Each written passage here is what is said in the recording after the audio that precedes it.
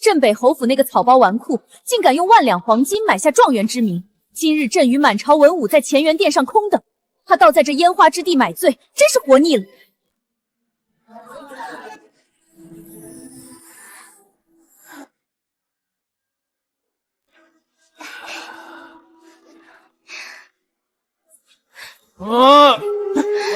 想不到杨兄有状元郎的才情，竟能一举夺魁，真让小弟五体投地。杨兄才华横溢，不如作诗一首，给大家助助兴，可好？状元郎的绝句要落在我们这儿，这满楼脂粉香可就染上墨香了。大池塘，池塘大，池塘里面有王八，一个王八3斤8。哈哈哈哈，怎么样？好诗，好诗，好诗！世子爷10天里有9天坐在此处，见人就吹嘘自己家财万贯，状元之名如探囊取布。现在举国皆传，朝廷功名可会买，寒门永无出头日。放肆！陛下，都起来吧！无诗虽好，也不至于你们崇拜的五体投地啊！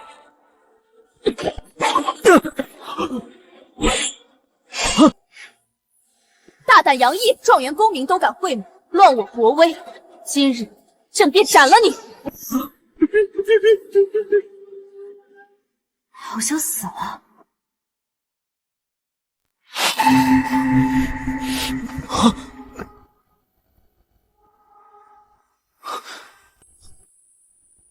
这是哪里？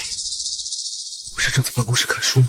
吾是以天下为局，执苍生为旗，谋百年国运，安万世太平。若我生在乱世，只会比这些古人更毒，必将开辟一个前所未有的千古盛世。我居然穿越了，成了大汉朝有名的猛虎，定是战功赫赫的镇北侯。而我嫌弃边关苦寒，硬要独自留在京城享乐。父亲的九正帝故意设局，女帝身边第一宦官庄勤与我父亲素来不和，于是哄骗我买状元之位，借女帝之手除掉我，再将父亲牵扯进来，心思歹毒无比。杨大人，这位就是。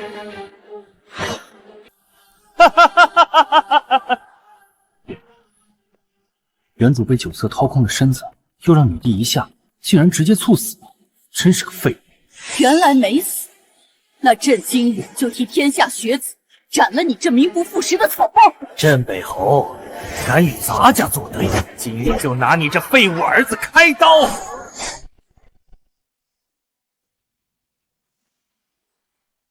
大胆，你想造反！陛下，大武如今龙气散失，危在旦夕，内有蛀虫啃人根基，外有群狼恶虎环伺，表面看似光华强大，实则千疮百孔。废话，但凡读过2天书，哪个不知道？北方天灾连绵，不出10日灾民必反，届时突厥趁乱进攻，大武覆灭弹指一间。那时，陛下又该如何应对？连当朝宰相都看不出的局势，竟被他一脸洞破，难道他并非庸才？这些让陛下夜不能寐的东西，臣屈指可就，至少保大武过运，再续百年。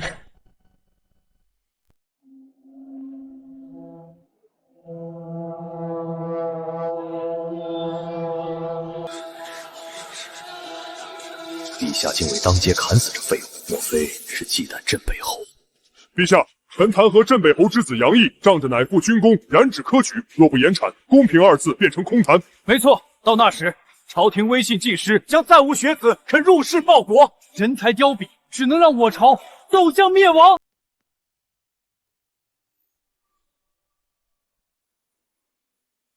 如今朝政皆被尔等昏庸废物把持，想无灭亡矣。放肆！老夫乃先帝钦点进士，鞠躬尽瘁30载，岂是你这纨绔能污蔑的？你倒说说，老夫有何昏聩之处？人在其位，不谋其事，致使国库空虚，民生凋败，便是最大证据。那是因为天灾连绵，换了别人来，未必有老夫做得好。耳风耳禄，民脂民膏，下民易虐，上天难欺，做了什么？做了多少，你心中有数。好，好一个下民易虐，上天难欺，倒有几分文人风骨。出涉朝堂，竟毫无畏惧。难道他平日扮作玩处，只是在为父藏拙，以保我镇北侯府？陛下，这时考官早已招供，这可不是他能狡辩的。陛下，寒门学子群情激愤，要求力斩杨毅，以正市民。再不处置，恐失人心。这纨绔连考卷都是空白的，陛下不信可以开封验卷。简直是目无王法！就是。杨毅，你为何不替自己辩解？能插手科举公正的，必是权势滔天之人，自然也伪造好了一切证据。草民空口无凭，辩解有用吗？确有几分道理，不妨考他一考，看看他腹中才华有几分真假。你若能证明自己的才学无假，朕便饶恕你；否则，诛九族。还请陛下出题。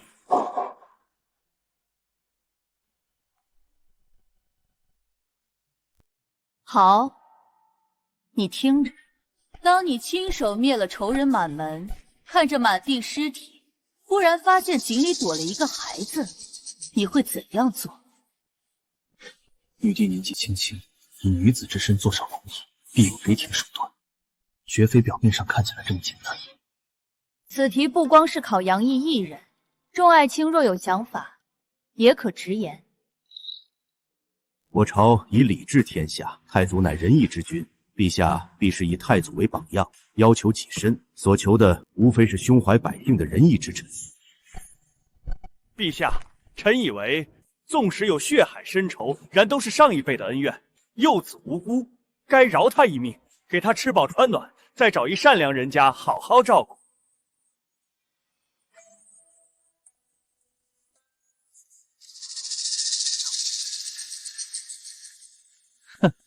我看杨世子胸有成竹，似乎有一番不同的见解。答不出来，草民会拿出一把刀和一颗糖递给他，让他自己选，这倒公平公正，给那幼儿机会选择自己的命运。若他选刀，那说明此子有了杀心，断不可留。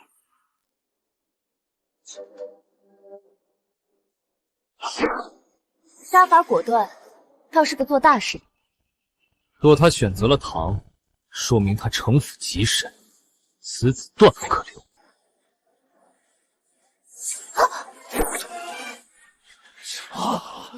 这也太毒了！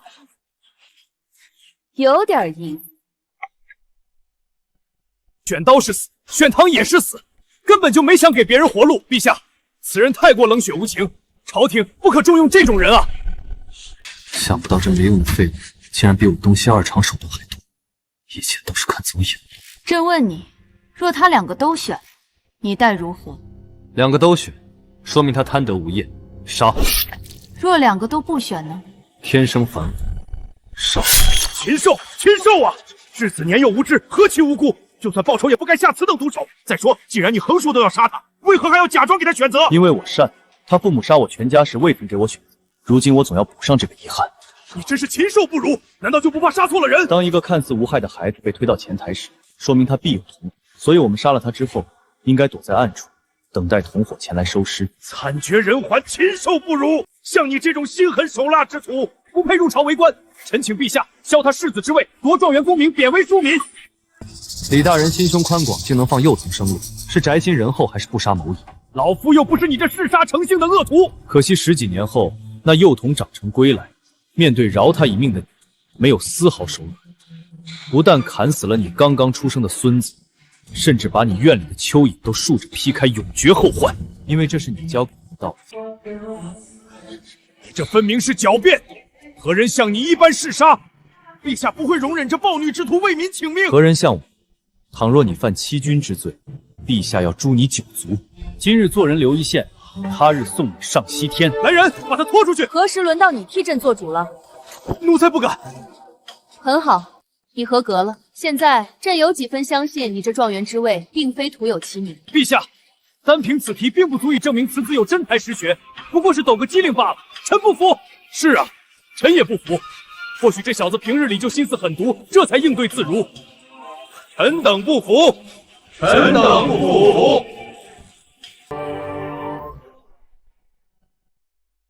倒也有理。陛下，近2年天灾连绵，都则道水患千里，百姓们正等着朝廷的赈济粮救命呢。臣见状元郎志得意满，想必胸有成竹。陛下不妨派他去赈灾，看他有几分真才实学。女帝似乎是故意在等他们主动提出。我一个京都顽徒，又是新科状元，本没有资格参与事务。若他直接遣我去赈灾，很难行得通。女帝果然心思深沉。怎么，世子不敢？自古赈灾粮发放是贪墨重灾区，到百姓手里实不存疑。此事于我不难，可痛快答应，必会让他们心生疑虑。草民资历尚浅，恐难以胜任。杨大人才高八斗，昨日与犬子吃酒时，还拍着胸脯说满朝文武不及他一根手指。这等小事，他抬抬手就办成了。户部尚书李大人，赈灾可是你分内之事。陛下让你去，是给你机会磨练，你别不识好歹。李大人的意思是，数万灾民性命可以随意拿来给草民练手。够了，杨毅，朕本想给你个机会证明自己，没想到你推三阻四。既如此，打入天牢，秋后问斩。赈灾之事你接是死，不接也是死，要怪就怪你处处挡咱家的路。既是陛下谕旨，草民自当领命。这是拉着朕陪他演戏，之前的纨绔相都是演出来的。真是初生牛犊不怕虎。陛下，朝廷的救命粮可是有数的，岂能真让个纨绔拿去浪费？往年赈灾钦差都由李尚书兼任，庄公公辅助，他一介书生去赈灾，真的明白吗？他，我倒想知道，若是赈灾粮经过尔等之手，还能喂补多少？行了，杨毅，朕封你为都畿道赈灾钦差，监察御史裴玉从旁协助，带50万斤粮食，希望能给朕一个满意的答案。臣领旨，臣领旨。这小子到底给陛下灌了什么迷魂汤？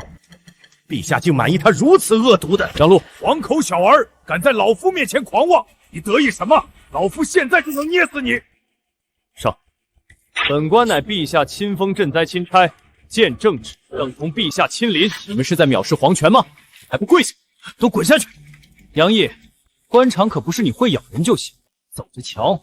咱家倒想看看这趟浑水你趟不趟得明白，那就拭目以待。该死的小杂种，手都伸到本官兜里来了，假以时日，是不是还想踩在老夫头上？李尚书少安勿躁，赈灾一事油水丰厚，一路上多少人盯着这块肥肉呢？哄陛下开心只需要一张嘴，赈灾可是要看手段的。公公已有妙计，京城码头向来有我西厂把守，我早就安排好了人，替他往一半赈灾粮里加点料。妙啊！到时候百姓咒骂陛下昏君，这小子跳进黄河也洗不清。陛下不得不斩他以平民愤。镇北侯失了独子，对陛下可就未必忠心了。正是，剩下一半粮食，就看他保不保得住了。他们竟敢对赈灾粮动手脚，意图谋害百姓。本官这就去陛下面前狠狠参他们一番，让他们吃不了兜着走。裴御史，慎言，庄公公和李大人这都是为了本官好，这个钱本官可不能不领。你说什么？难道你怕了？官就知道你这纨绔没把百姓死活放在心里，你这是在拿8万灾民的性命当儿戏。区区50万斤赈灾粮，够8万灾民吃几天？庄公公体恤百姓，生怕他们吃不饱，于是挖点河沙增加分量罢了。只不过只掺一半怎么够？太小家子气了。你拿我腰牌去码头，再拉10万斤河沙，务必把所有粮食都掺上河沙。什么？你如此恶毒，本官回去定要弹劾你！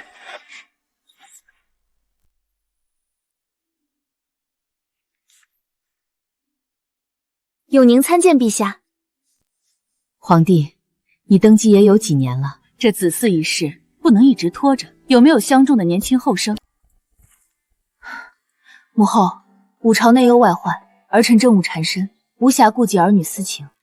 再说缘分这种事也强求不得。朕怎么想起这等屠宰？不行，天下无私事，无论如何都得选一个。明日送各家小公子入宫，扒光衣服送你床上，哀家就不信没有你看得上。陛下，臣有要事禀报，庄公公与李尚书密谋，往赈灾粮掺杀害杨钦差。什么？好大的胆子，敢拿民政儿戏！皇帝，你怎么不生气？我听说那钦差初入朝廷为官，你放任这帮老油条对付他，这不是把他往死路上逼吗？倘若他连这点小事都处理不下，说明朕看走了眼。朕要的是能臣。姑母，那个杨毅可不是什么好东西，您不用替他担心。此话怎讲？他是镇北侯府那个纨绔，心思很毒。若那孩子选了刀，说明有杀心，死子断不可留；若他选了堂，说明他有城府，死子断不可留。此等毒辣心计，的确不是什么良善之人。别是早已投靠了突厥当了奸细，皇帝心也太大了，我得替他去探探深浅。永宁，跟我走，哀家出宫有点急事。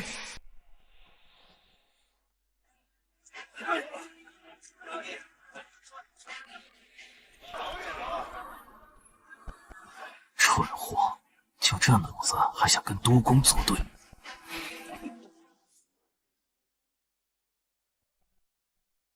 想不到土豆早就已经传入了大吴，不过许多人吃了生芽土豆中毒而死，这种作物便被弃之荒野，这可是好东西。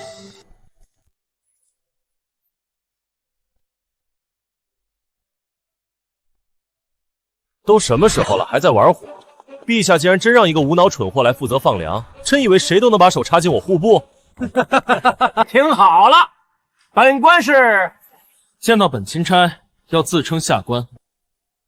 什么？听不懂人话吗？退后，否则休怪本官不客气。告诉你，我可是户部院外郎，户部尚书李长甫是我表舅。你一个废物世子也敢对我大呼小叫，小心我打断你的腿！聒噪！圣旨，下官张度参见钦差大人。免礼。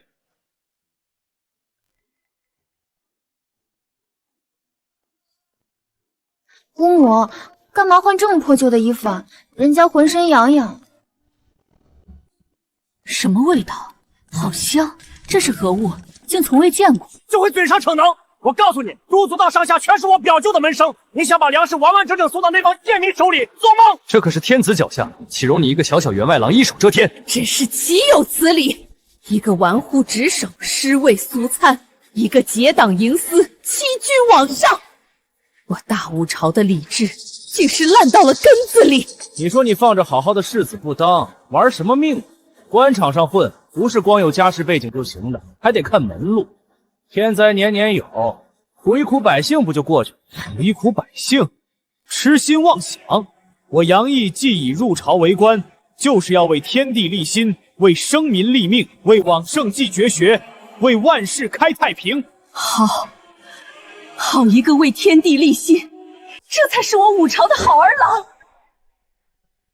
尽管嘴硬，很快你就笑不出来了。灾民们一旦打开粮袋，发现里面掺了砂石，到时候就是你的死期。为天地立心，为生民立命，小小年纪竟有这等胸怀气魄，什么纨绔子，这分明是栋梁之才。朝堂险恶，镇北侯又不在眼前，他如此行事，不过是为了自保罢了。此人长得也是眉清目秀，给哀家当女婿最实实不过。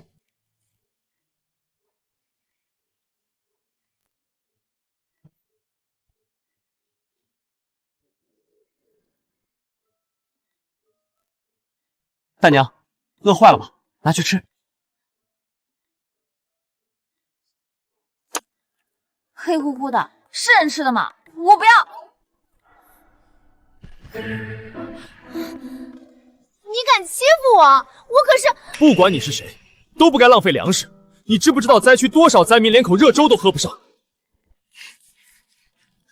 公子教训的极是，是我这侄女不懂事。您吃我这个。这人间竟有如此美味，这是何物？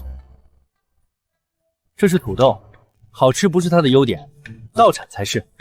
能有多高产？小麦猛产300斤，而土豆若种得好，能产3000斤。什么？3000斤？他一个侯府纨绔，怎么可能懂种田？姑母，他哄你的。要真这么神奇，老百姓还能饿肚子？生了芽的土豆致死，灾民以为有毒，这才不敢膳食。瞎吹，姑母才不会信你。我信。居然有此等神物，你能否再给我几个？我要带回去给我女儿尝尝。杨大人，真是太感谢了。这次也给你们一个惊喜。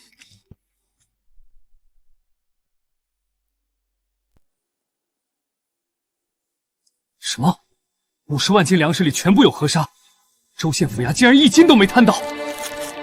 杨毅，我倒是小看你了。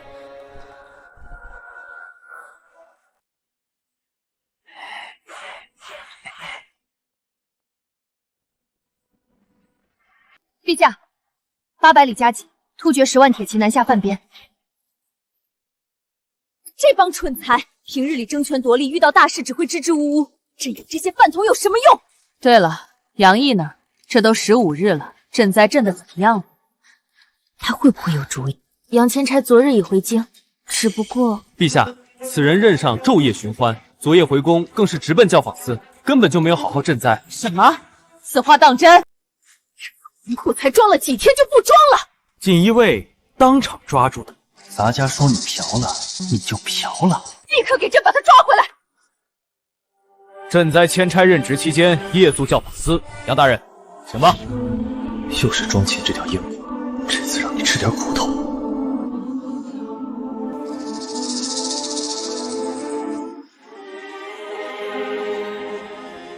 陛下，突厥长久盘踞草原，兵强马厚，骑兵天下无双。我大武天灾连年，国库空虚，将士疲惫，实在是不宜与之硬碰硬。是吗？李大人说的是啊，如今这局面对我们不利，倘若战事一起，百姓更是不得安生。为今之计，只有割地求和，方能保住我大武朝的根基。没错，区区6座城池，割就割了，等国库充实了，再拿回来就是。你是太监吗？说割就割。臣可是翰林院正4品，岂有你这小儿污蔑？翰林院正4品，看来圣贤书也没少读，可惜都读到狗肚子里去，张口就是卖国求荣，6座城池100万性命，竟成你口出苟言残喘的工具。陛下明鉴，臣冤枉，臣只是想让陛下看清形势，勿做无用牺牲。那百姓便可牺牲吗？也就只有他敢跟这帮蛀虫明着干，可惜也是个贪恋声色犬马的王八。陛下，都运到递来折子，说杨千差贪墨赈灾粮，还在好好的粮食里掐入河沙，坑害流民，这是将陛下和百姓当3岁小孩糊弄呢。天灾连年，这些救命粮可是陛下和百官勒紧裤腰带使出来，竟被如此糟蹋。百姓本来就饿着肚子，要是吃了掺沙的米粥，必定大骂朝廷昏聩，骂陛下是无能昏君，请陛下治他死罪。请陛下治杨毅死罪。怎么感觉陛下看起来并不惊讶？莫非被他知道了什么？你可认罪？臣不认。你不认？是，臣非但无过，反而有功。嘴硬！你敢说你没掺沙子？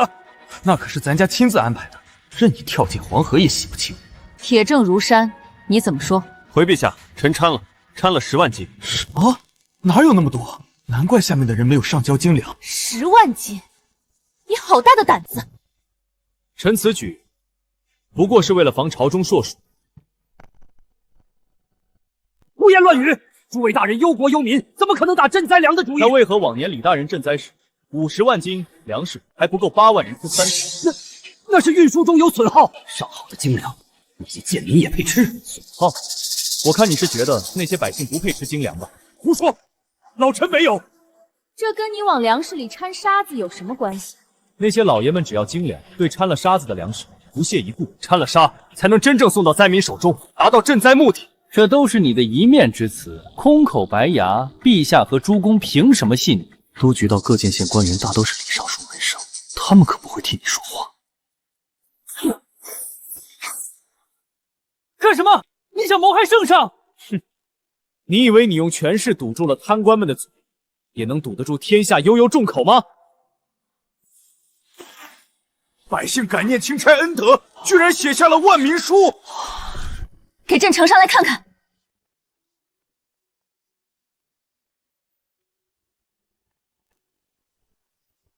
这不可能！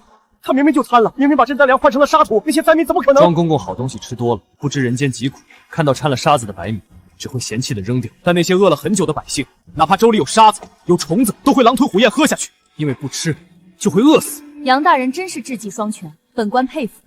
杨毅赈灾有功，赏。陛下，你别忘了赈灾期间多次流连教坊所，玩书职守，按律当杖责一，应之查办。的确该罚。陛下，臣不用狡辩，朕心中有数。不过朕可以给你个机会。突厥犯边一事迫在眉睫，若你能想出对策解决危机，朕可以再饶恕你一次。原来在等我献计。大武国库空虚是不争的事实，可不像赈灾粮一样能被你糊弄过去。带兵打仗可没有赈灾那么简单。年轻人有胆识是好事，可惜光有胆识没用，得有实力才行。你要说不出个所以然，就乖乖去领板子，承认自己无能不丢人。难道是朕高看了他？他本是纨绔，此事的确难为他。算了，你退下吧。陛下，臣有一计，能一劳永逸，解决突厥之患。什么？一劳永逸？哼，黄口小儿，狂妄至极！突厥与我纠缠100年，何等凶残！多少名将不敢轻言一劳永逸，难道众人皆蠢，唯你能？纵有太祖之勇，遇突厥也需步步为营。你一书生休要狂言，你怕是连刀都提不动，也配在此大言不惭谈论边患？杨大人有报国之心，本官钦佩。突厥却并非流民，你若将突厥人当作灾民应对，恐怕会马失前朝。李尚书的劝诫下官谨记，识君之路便担君之忧，纵然马失前朝，也胜过做一只缩头的王八。竟敢骂老夫是王八！你这小子实在是目无尊长。行了，无需争吵。你究竟有何退敌计策？速速道来。首先要让突厥人心平气和坐下来听我们的条件。我还当有何妙计，结果不还是要坐下来和谈？若是你，会跟一个乖乖割地求饶的废物谈条件吗？突厥是狼，我们是羊，狼是不会跟羊谈条件的。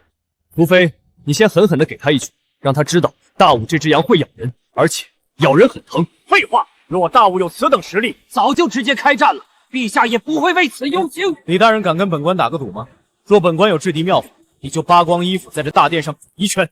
好，本官跟你赌，倘若你输了，就是欺君之罪，按律当诛9族。好，别卖关子了，到底是何计策？抬上来，请你准备好了。好。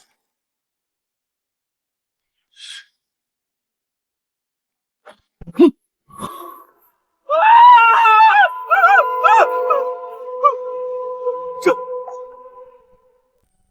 守城妙计，臣早已备好。抬上来！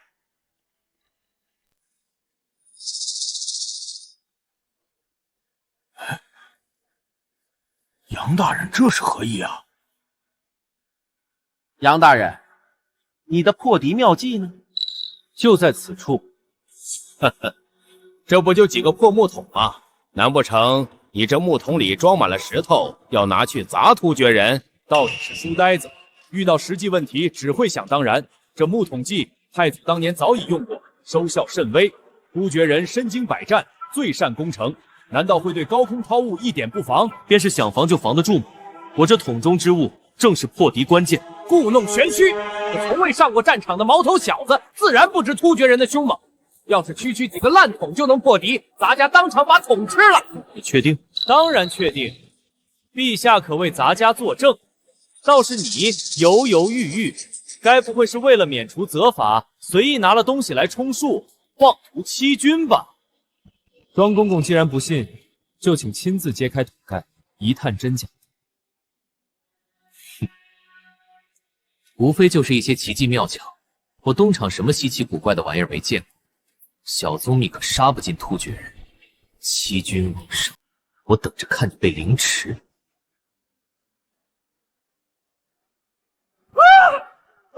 我的脸，这里面，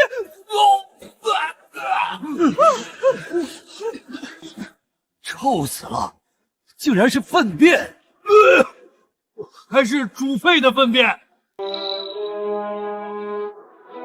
赶紧把桶盖封回去。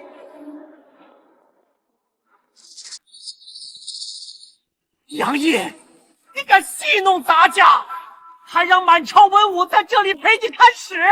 慌！朝堂不是你们了结私人恩怨的地方，你若不能给朕一个满意的解释，朕今天绝不轻饶。你当突厥人没见过大粉？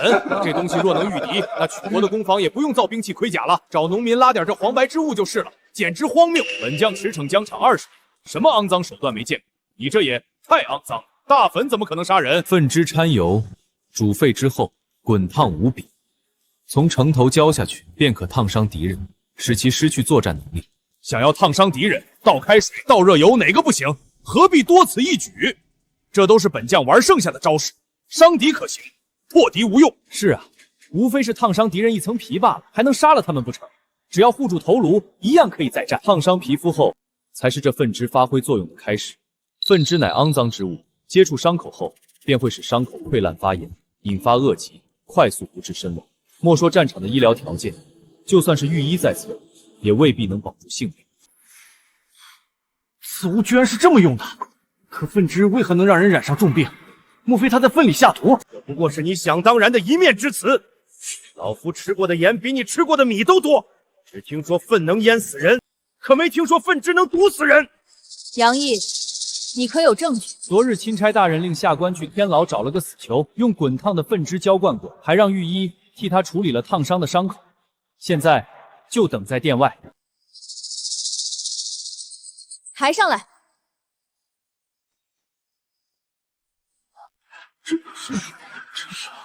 陈太医，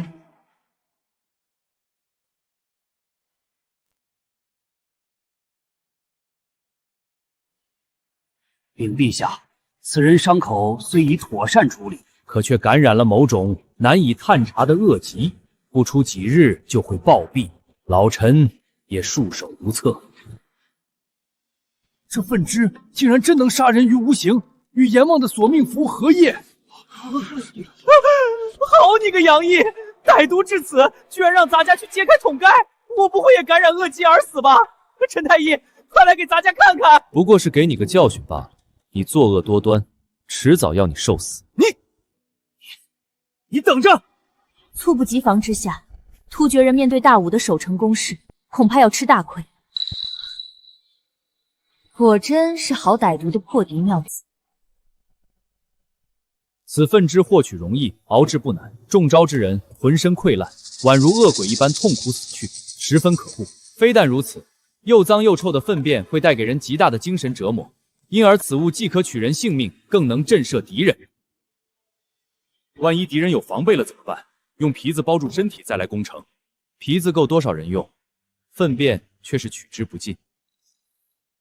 况且伤口再小，也会被这肮脏之物感染。尉迟将军不妨将它抹在箭头上，只要擦破敌军皮肤，也可奏效。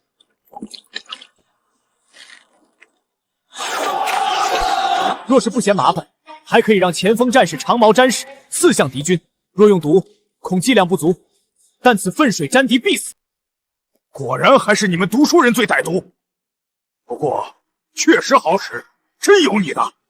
此计名为金枝计，足够陛下狠狠给那突厥一拳。什么金枝计？分明就是断子绝孙的歹毒之计。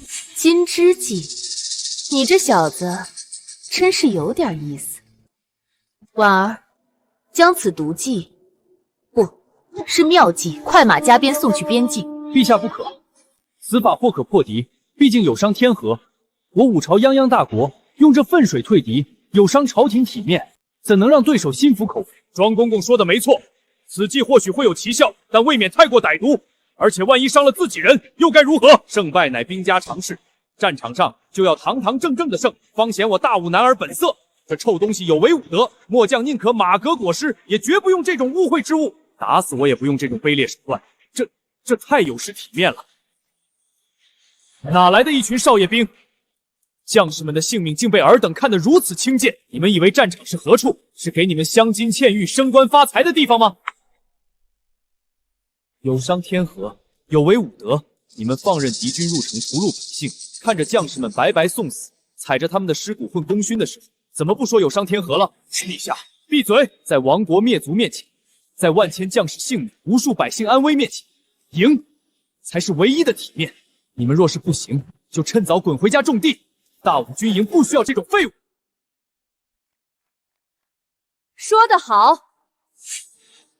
突厥10万铁骑虎视眈眈，妄图从我大武百姓身上狠狠撕下一块血肉，尔等还在顾忌狗屁的体面。我皇室颜面，从来不靠将士们无谓的伤亡来保全。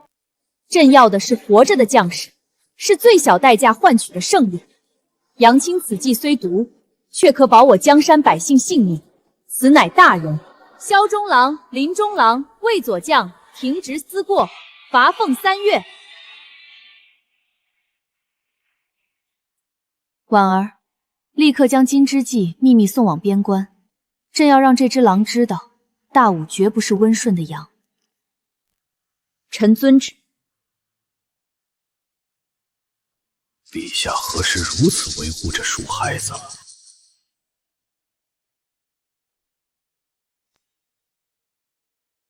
陛下，就算杨大人此计真能伤敌，那也不过是暂缓了突厥南下的脚步，与一劳永逸可沾不上边。没错，太祖封狼私勋，几乎灭其王庭。然不过30年，突厥复起，先帝离庭扫血，杀了近20万人，也不过换来10年太平。杨毅坚不能提，也敢夸下开口，分明是欺君。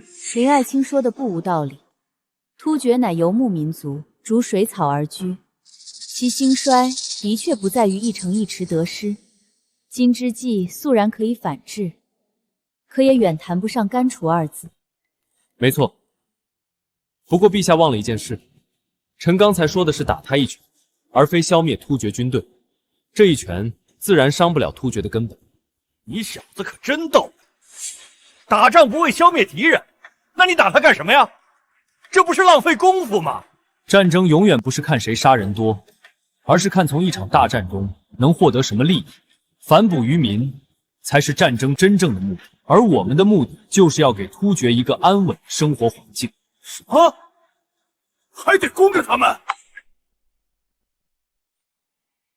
突厥狼子野心，100年来一直觊觎我中原沃土。我们既有破敌手段，为何不学太祖指导王庭？难不成咱们还能怕了他们？李大人这么快就忘了突厥大举进犯的原因？大武天灾粮荒，国库空虚，对于突厥来说是个极好的机会。正如陛下所说，突厥是游牧民族，每当气温骤降，生存受到影响，便会南下劫掠资源，以续生机。所以杨大人方才说要给他们一个安稳的生活环境。正是，突厥地方贫瘠，不系种植，却极为适合束养牛马羊等牲畜。若在边境设置交易所，以茶叶、丝绸、米面等与突厥交易，互通有无。如此一来，突厥便能稳定的得到生活物资，也就不必再发动战争了。我大武也可以休养生息。确实是个好主意。长期发动战争会损失大量人口，突厥也不是傻子。只要这交易所能长久的存在下去，我大武就安全了。想不到状元郎除了毒计，也有真正的良策。竟真让这黄口小儿找到了对策。很好，杨卿此言，振聋化聩，不愧是朕的谋士。朕这就将他当成大武国策来施行。婉儿，许我奉喜。是。陛下稍安勿躁，臣的计策并非如此。什么？你敢戏弄陛下，找死！让他说下去。陛下，微臣说的是一劳永逸的解决突厥，可不是跟这帮畜生和平共处。你的意思是？自然是斩断突厥国运，令其彻底溃散，让突厥这2个字从世上消失，从此只存在于故纸斗中。什么？让突厥彻底消失？正是，微臣有10成把握踏平突厥。杨大人为了哄骗圣心，还真是敢想敢说呀！太祖英武半生，也只能将突厥困于漠北，你张口便是踏平，莫非以为功业已远超太祖？是啊，到底是没见过什么世面的书生。杨大人，你知不知道这话意味着什么？那可是为我大武开疆拓土的功绩，你当真有10成把握？如此黄土霸业，难如登天，杨毅真的能替朕做到吗？灭一国未必要靠战争，陛下可知2国形成稳定交易链后会是什么局势？2国会互相依赖，形成供需关系。对也不对，并不是互相依赖，而是突厥完全依赖我大武。说下去。陛下可以想想，届时若大武只高价收购羊皮，会出现怎样的局面？突厥人会大肆养羊，而不再蓄养牛和马匹。正是，羊这种家畜与其他牲畜不同，会连同草根一并吃掉。很快突厥草场便会枯竭，到那时陛下便可颁布一道圣旨，禁止大武商人收购突厥羊皮。那时，突厥又会如何？突厥遍地是羊，却无法脱手，草场枯竭，又无法继续放牧，百姓饿殍遍野，甚至无法点齐兵马与我大武一战。那时候咱尉迟敬就带10万大军趁火打劫，直捣黄龙，把那突厥小儿杀个干干净净。杨毅，杨毅，你小子可真毒啊！有你的！经济受制于人，只有死路一条。原来如此，经济受制于人，便会死路一条。杨爱卿此言，朕红化溃。好，一策谋一国，乃是奇谋。此子不简单，或许他真能助我一举结束6国并立的时代，成就一段前无古人后无来者的丰功伟绩。朕要让列祖列宗都看看，女子也能成为千古一帝。此计看似是妙计，却是个要命的绝苏毛。这计谋起码要害死几万乃至几10万人。杨大人，百姓可是无辜的。是啊，杨大人，您是状元，可不是阎王啊！那些虽是突厥人，可也是平民百姓，你此举未免太过阴毒，天理难容。陛下，朕也想听听他会如何应对。得饶人处且饶人，既然可以兵不血刃地制约突厥，何不与之交好，维持商贸往来，也好充盈我国库？李大人，刚才你跟本官打赌说，若本官有制敌妙法，你就扒光衣服在大殿上滚一圈，请吧。正说突厥的事呢，你扯这个干什么？那不过是玩笑，做不得数。本官可是3品尚书，扒光衣服成何体统？杨钦差就算是想出了退敌的金枝计，也没必要这么咄咄逼人。同僚之间何至于此？尚书大人这是要反悔。哼，胡说八道！你不就是想趁机敲老夫一笔竹杠吗？你若想要钱，老夫给你就是了。谁让老夫不屑于与你计较呢？侯府世子还能缺银子？同僚间一个小小赌约罢了。大人反悔便反悔，不过损失一点颜面，下官也拿你无可奈何。可倘若是突厥人反悔，什么？你说什么？突厥人会反悔？没有任何一种关系是永恒不变的，更何况是一直想将我中原沃土占据为草场的突厥人。人的本质是贪婪。人性贪婪，的确，突厥人是不会与我们长久的保持经商关系的，他们只想大赚一的钱，一举攻入中原，彻底将中原据为己有。这也太缺德了！我大武礼仪之八乡，与这种野人为邻，真是耻辱。突厥人在马背上长大，举足善战，若不趁其疲软将其斩草除根，我大武朝离倾覆便只有一线之隔。这根本不是一回事，你强词夺理。这世界上只有猫和猫做朋友的事，没有猫与鼠做朋友。突厥与我大武之间，从来不是与猫与猫的关系，妥协是换不来和平。陛下，您想当猫还是鼠？好一个猫鼠游戏！杨爱卿字字句句都说进了朕心坎上。不过，朕不当猫也不当鼠，朕要做那百兽之王的老虎。此事就按你的意思办。可是陛下，李尚书，有空在此做唇舌之争，不如给朕想想如何充盈国库。新科状元杨毅赈灾有功，志绩无双，封中书舍人，赐皇城向阳街8进宅邸，以后住得离朕近一点，替朕好生谋划。臣谢恩，退朝。想不到状元郎长得风神俊朗，人畜无害，手段却毒辣无比，连绝户计都想得出来。此策看似阴狠，实则是阳谋，而且只要实施得当，大概率会成功。婉儿，你亲自去一趟边关，务必将杨清此策完整无误地实施下去。是。对了，陛下，太后邀您去慈宁宫共进午膳，说有要事与您商谈。母后能有什么要紧事？怕不是又要催朕成婚？中书舍人这等重要官职，原本该属于您的得意门生，却被陛下给了镇北侯府那个顽兔废物，咱家真是替大人不值。陛下这是在借镇北侯之事敲打老夫呢。丞相告老后，中书令之位一直空悬，恐怕他也看出了老夫的意图。您替朝廷劳心多年，理应是丞相之位的不二人选。陛下却借由国库空虚的名义推了又推，如今恐怕更是想过河拆桥啊！陛下这手制衡之术玩的是越发炉火纯青了，可惜毕竟是个女人，没什么主见。大武如今强敌环死，可不止突厥虎视眈眈，等着吧，大钱的使者很快就要来了。那杨毅不过瞎猫碰上死耗子，有几分歪脑筋，真遇上大钱这种强国，可就不够看了。到时，陛下还是得依仗您。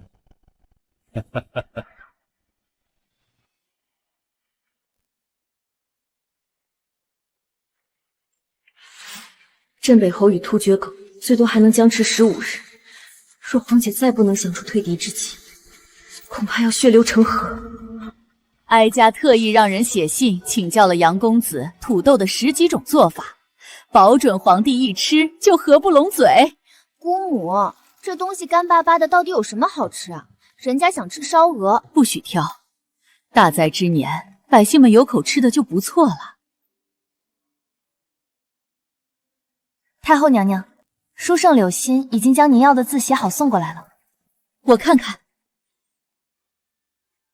好，太好了，给哀家挂在正中央，哀家要日日用它警醒自己。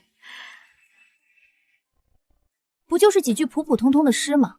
有什么了不起？哪儿配挂在您的慈宁宫？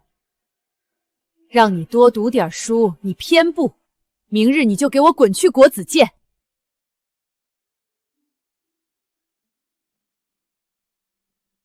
为天地立心，为生民立命，好句！何人竟有如此胸襟？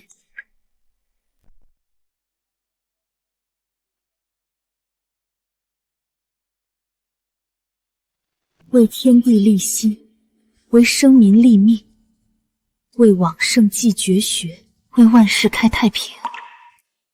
这是何等宽广的胸心气魄，是何等远大高洁的志向！为君者，当以此句要求己身，为天下后世开辟永久太平的基业。若天下读书人皆有此风骨，大武何愁不兴？文人中竟出了此等心胸抱负之人，写下这4句之人，必定是天真执着的人，这才是读书人真正该做的事：为民、为国、为苍生。你猜这4句是何人所作？我们若是不行，就趁早滚回家种地。大武军营不需要这种废物。莫非哀家还没说呢，你们就已经猜出来了？杨爱卿虽然总是为朕提出各种毒计毒策，心里却是沉甸甸的装着百姓和苍生的。除他之外，无人能写下此等绝句。朕有时候觉得，若朕做错了事，他也会毫不留情地指出。杨大人是雷霆手段，菩萨心肠。俗言道，良臣忠于君，可杨大人却是忠于天下苍生的。母后请将这幅字赐给儿臣，儿臣要挂在御书房中，日日警醒自身。启禀陛下，10万火急！速报！前国使团刚刚带来了前帝袁弘景的国书，说要与您联姻。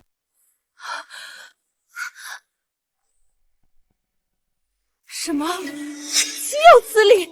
竟胆敢求取我大武国君，这分明是觊觊觎我大武领土。使团何时入的宫？鸿胪寺为何没有提前整报？禀陛下，使团并未入宫，而是将国书在市井中大肆宣读。什么？庶子怎敢！臣这就替陛下斩了他们！慢着，前国使团敢如此乖正行事，必定有恃无恐。镇北侯那边可有消息？三公主殿下昨夜入京，加急送来侯爷手书，说城中余粮仅够支撑10余日，城中百姓皆已自愿披甲，真到最后关头，便与突厥人同归于尽。什么？明月人呢？殿下尚未入宫，这可怎么办？若是连镇北侯和三表姐都挡不住突厥人，那陛下岂不是……前国那个老登真不是东西，也不看看自己多大岁数，也敢老牛吃嫩草。大武天灾粮荒，国库空虚，突厥又即将破城，内忧外患，正是收割武朝的好时机。前帝打得一手好算盘。婉儿，你即刻动身，将杨毅的金之计带给镇北侯，并安排后续交易所事宜，务必将杨清的策略完整实施。是。召集4品以上官员速往乾元殿议事。对了，杨毅人呢？把他也叫过来。属下刚才看到杨大人出宫，往长安街方向去了。长安街？听好了，大池塘，池塘大，池塘里面有王八，1个王八3斤8。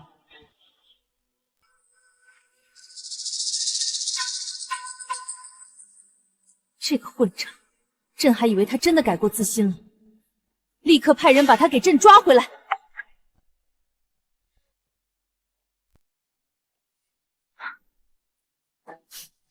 殿下，您需要休息。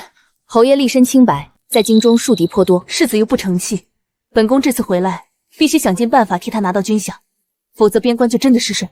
都据道虽有朝廷拨粮赈灾，也不过解燃眉之急。中央财政紧张，非但拿不出买粮钱，更打不起仗。若邻国趁火打劫，后果不堪设想。必须想办法快速替大吴搞到钱。来钱最快的方法就是抢。想要丰盈国库，只需一个肥羊，去哪儿找呢？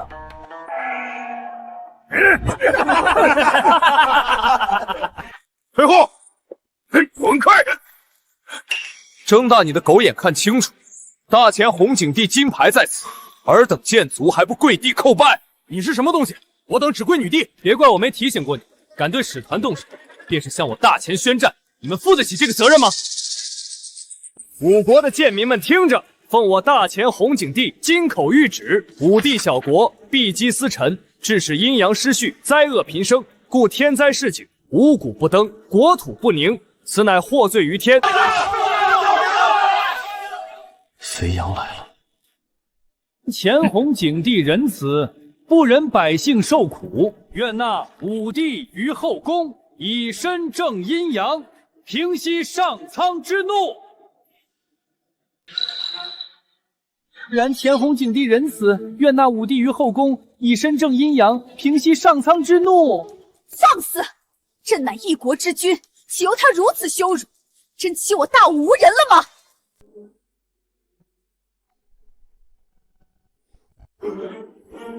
拖下去！说话呀，都哑巴了吗？陛下毕竟是大吴国君，怎可随不外驾？前帝不过是贪恋陛下美色，趁火打劫罢了。废话，朕能不知道这些？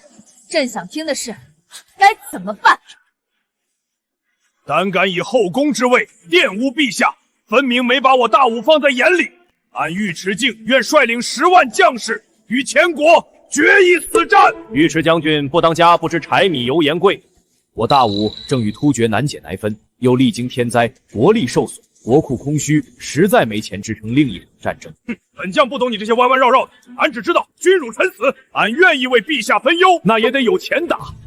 前帝如此霸道，正是因为休养生息几十年，又风调雨顺，国力正强盛，别人打得起，我们可消耗不起。红景帝自命不凡，自比先祖，野心勃勃，想要开疆拓土，盯上大吴，也是意料之中。没错，前帝送来这份国书肆意羞辱，正是想逼迫我大吴主动翻脸，这样他们好顺理成章发动战争，吞并我大吴领土。那你说朕该如何？就任由他们欺辱？陛下，小不忍则乱大谋，可千万不能因为争一时气气，陷百姓安危于不顾啊！别人都骑到脸上来了，你们还叫朕忍？使团故意在民间大肆传颂，为的就是激怒陛下。你可千万不能冲动，如此便中了他们的奸计。那朕该如何？难道你们真要送朕去和亲？是皇亲！呸！癞蛤蟆想吃天鹅肉，陛下才不会嫁给前国那糟老头子呢。就是，听说那老皇帝都快50岁了，老牛吃嫩草，真不要脸。年纪大才会疼人。凤阳帝20出头，含苞待放，抓紧时间替我大前开枝散叶，才是对百姓最大的功劳。舌头若是不想要了，本将不介意帮你割下来喂狗。又一个小娘们儿，五国让娘们儿坐江山，还让娘们儿去打仗，难怪国运衰败至此。你们五国男的都死光了吗？别说这娇滴滴的小脸蛋儿，长得也颇有趣，你也配得上我大前天子。不如跟你们女帝一起进宫伺候，伺候的好，封你个贵妃当的。大胆，竟敢口出狂言！你知道这位是谁吗？不就是个刀口舔血的武夫吗？要不是看你有几分姿色，你以为自己算个什么东西？吾等代表的可是大前红景帝，你想开战吗？胡同，住手！听见没有，狗东西，主子让你松手呢。胡同，你们两个给我等着，本将迟早带人踏平了前国。穷的连饭都吃不起了，拿什么跟我大前开战？你回去问问你们女帝，她敢吗？我们可是大前使臣，就算是两军交战，也无人敢动我分毫。不过是路边的2条疯狗，杀就杀了。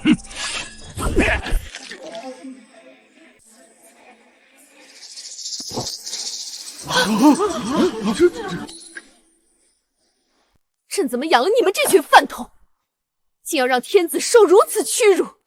陛下，此乃生死存亡之大事，能忍则忍啊！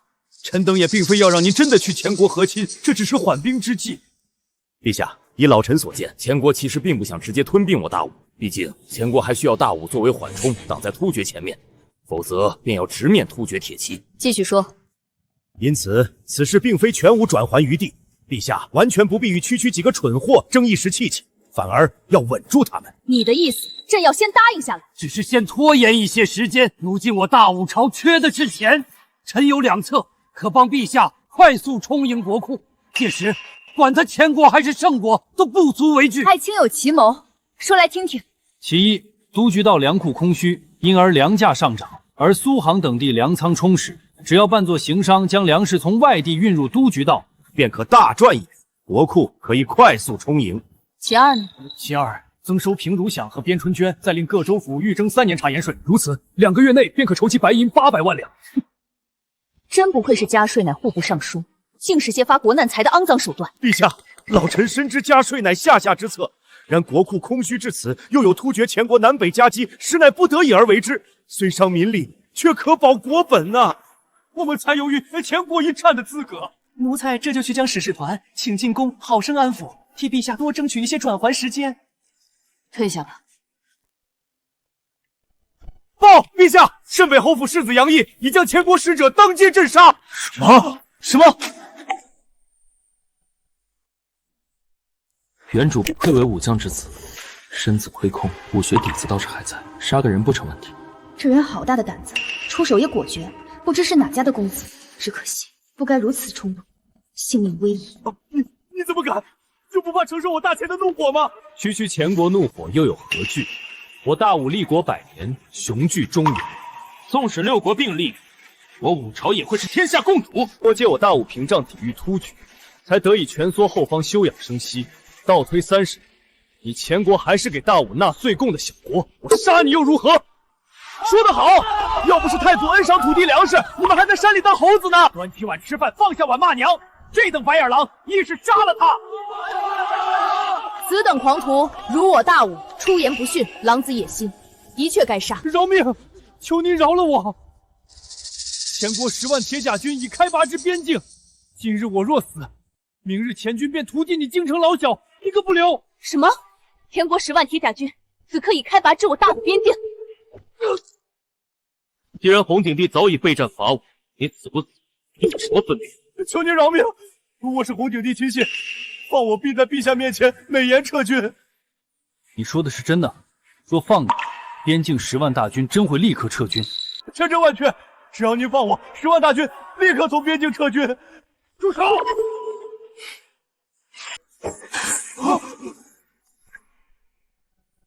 这纨绔子果然不能以常理度之，迫不及待地把把柄往前皇手里送啊！我大武朝要完了！陛下，探子来报，前国10万铁甲军果然已在路上，不日即可抵达怀远道附近。果然是想趁着动手，我们理亏在先，再无谈判余地，此战恐怕避无可避。陛下，眼下国库亏空，镇北侯那边又与突厥僵持不下，此刻可万万不能开战，不如把那杨毅绑了交出去，争取一些时日。臣愿为陛下凑齐军费。陛下，锦衣卫想必已经出动，立刻就能将此叛逆捉拿归案，以平息前国怒火。真是天助我也！原本还想慢慢对付你，你自己找死，可怨不得旁人。拿下！此人斩杀使之谋逆，抗命者同罪算处。此人斩使坏邦交谋逆，抗命与他同罪，奉令捉拿。他俩赌术互斗而死，无凭无据，尔等休想冤枉好人。我等亲眼所见，无凭无据，你们不能乱抓忠良之士。都给我闭嘴！再敢多嘴，一并治罪。杨毅，别当别人都是傻子，这次你捅了天大的娄子，就算镇北侯来了也保不住你的命。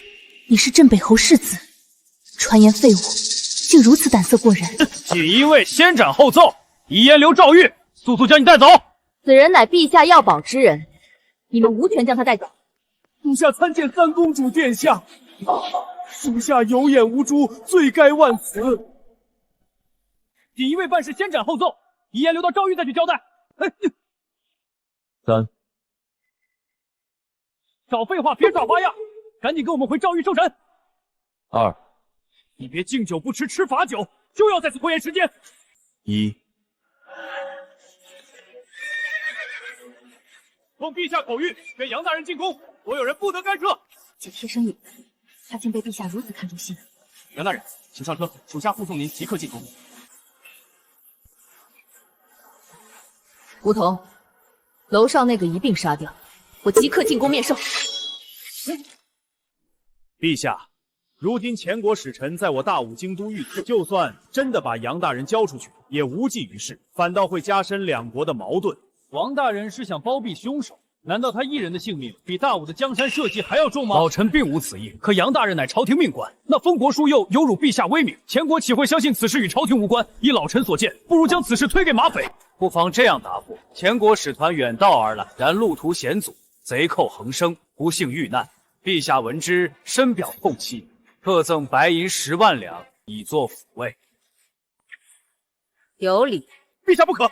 如今国库空虚，账上能动的银子已不足边关3月粮饷。若再抽出10万两白银赠与外邦，无异于是雪上加霜。若前国真的挑起战争，后果不堪设想，不如交出祸首。不错，10万两白银虚掷于敌，臣愿替陛下扫清前国患。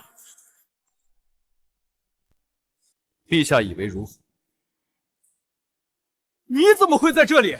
请一位拿人！你敢暴力拒捕？来人，将这个当街杀人的凶手！行了。是朕让人带他回来的。镇北侯此刻正在前线舍命杀敌，朕不能寒了他的心。陛下，朕不杀你，你似乎并不意外。我父亲正在前线与突厥交战，此时杀其子，容易动摇军心。竟知朕所想。何况臣替陛下斩杀敌国奸细，何罪之有？陛下怎会处置臣呢？胡说八道！那几人持前国令牌，有前帝国书，并且随身携带出入关公文，怎么可能是奸细？文书可以伪造，你强词夺理，前国人可不会吃你这一套。的确，你能拿出什么证据证明他们不是使者？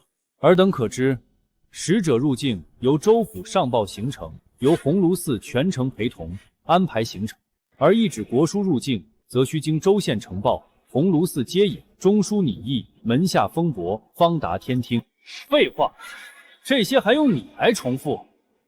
臣斩杀的2人为挑起两国争端，伪造令牌与国书，于市井大肆宣扬，挑拨民怨，还伤我左5位将士。我乃镇北侯府世子，当朝中书生人，情急之下，自然不敢袖手旁观。哼，前帝又不是傻子，怎么可能轻易就被蒙骗？前帝自然不会被蒙骗，所以臣请求陛下拨给臣10万两白银，并封臣为遣前特使，出使前国，代表陛下洽谈与前帝的联姻事宜。什么？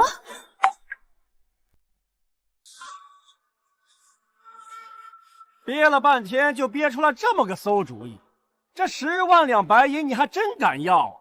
怎么，你要拿去给陛下当嫁妆？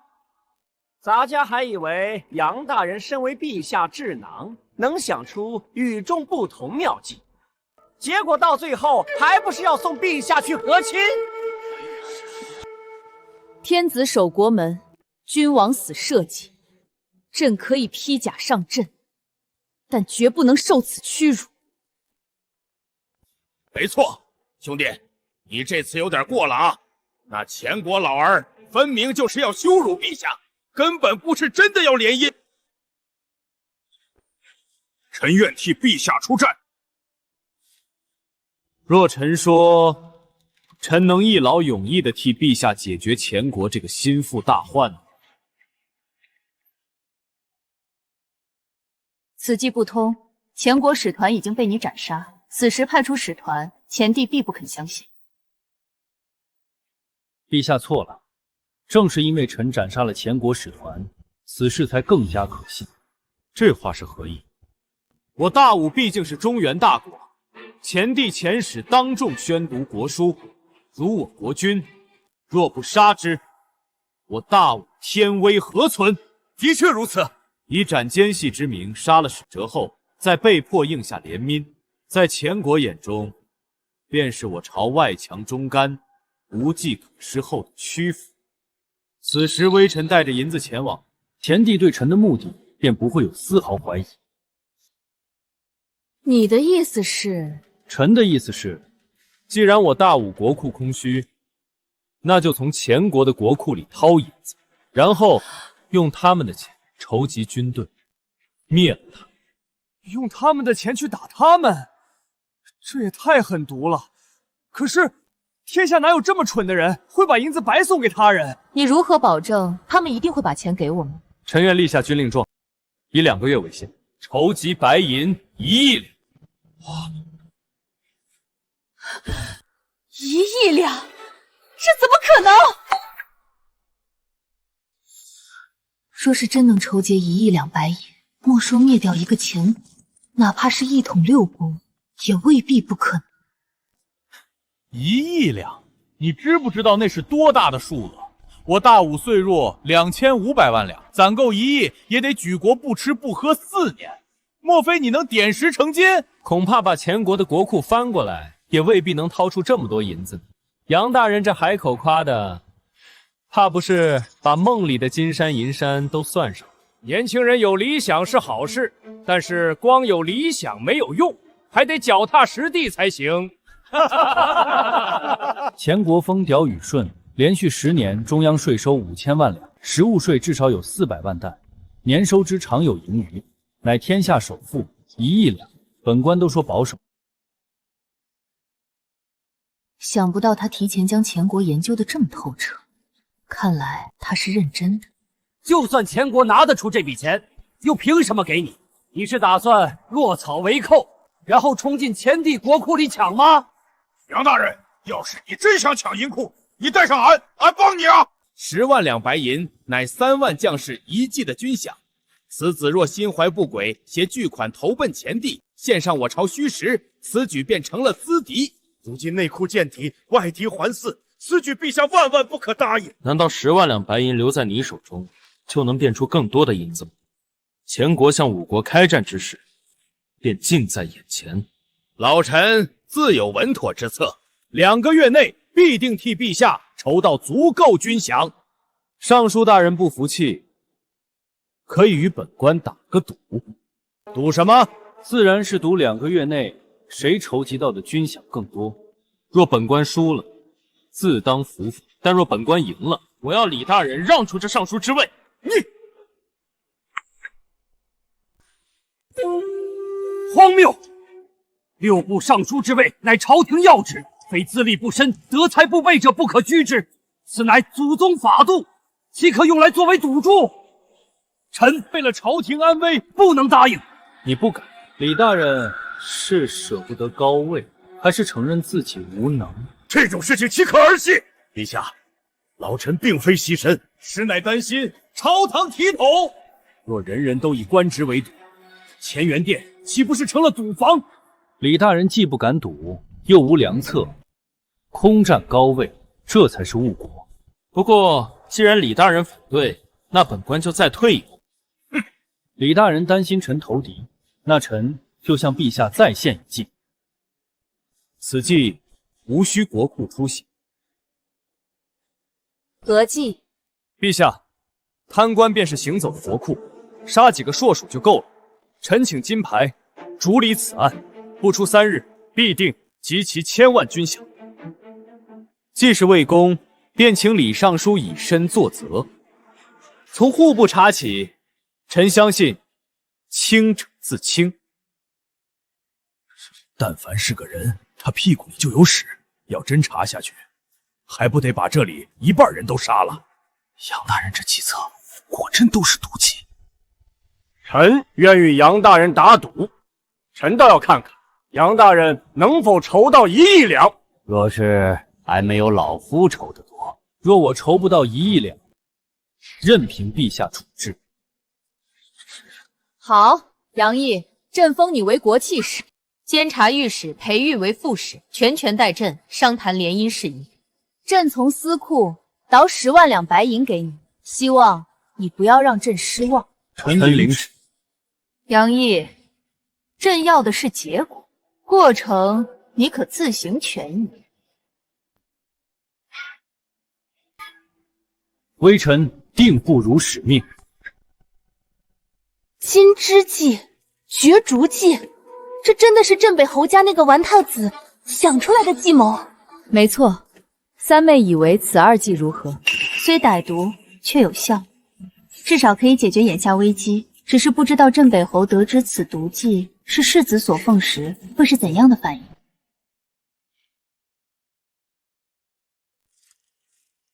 侯爷，各营士卒已实施日食2餐制，每餐粮食减半，余下粮草仅够全军吃4天半。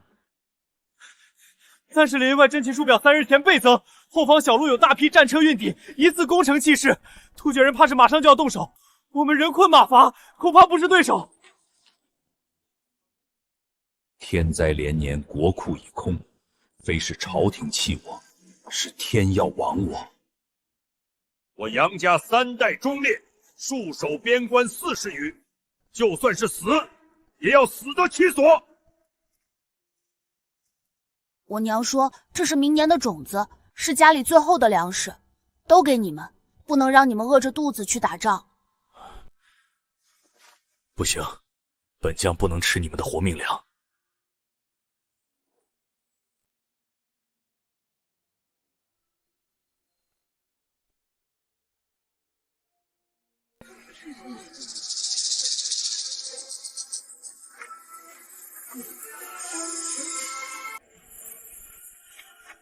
传令下去，明日午时，全军饱餐最后一顿，随本侯出关。就算是死，也要狠狠震慑突厥，为大武赢得一丝转机。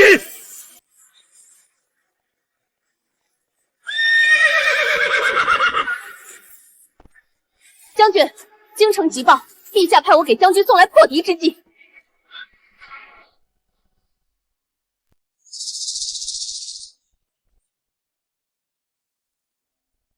这就是你说的破敌之计？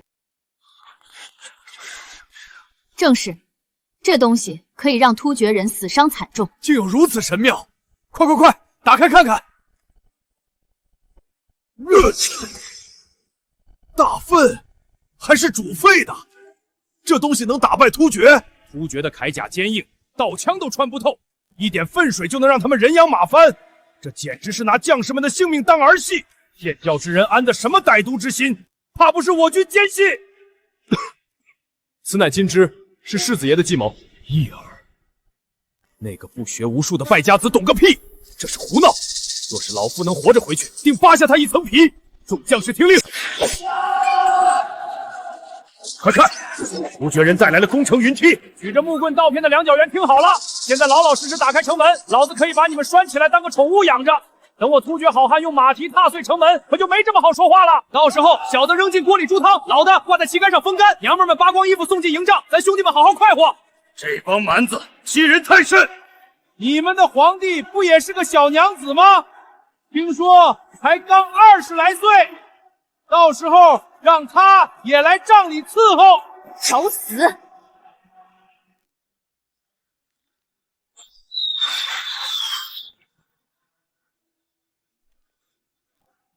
给本将军攻城！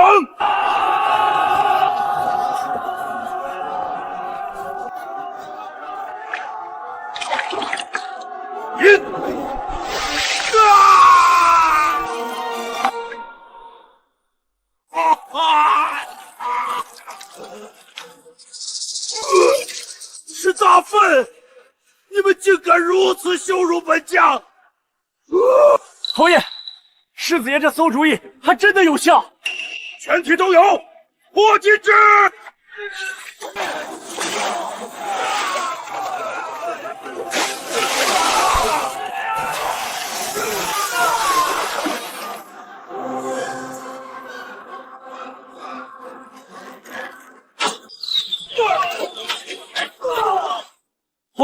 大胜！突厥狗贼的3轮进攻已被我军以金之计尽数杀退。好！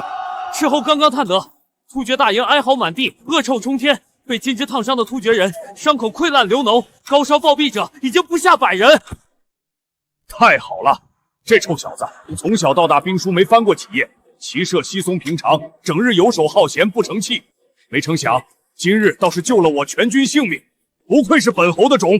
虎父无犬子，世子青出于蓝。金之计只是世子对付突厥人的一部分，等打胜这场战争，后面还有一劳永逸、抹杀突厥的真正妙计。好小子，整日装疯卖傻，竟然把他老子都骗过去！公孙大人，后续事宜本侯都听你和那臭小子的安排。开城门，跟我去抢突厥人的粮草！此次婉儿携带杨毅的计策远赴北境，协助镇北侯彻底解决突厥之患后，你也不必回边关了。母后不会又给我安排婚事了吧？我可不想嫁给京中那些世家子弟，一个个无趣的很。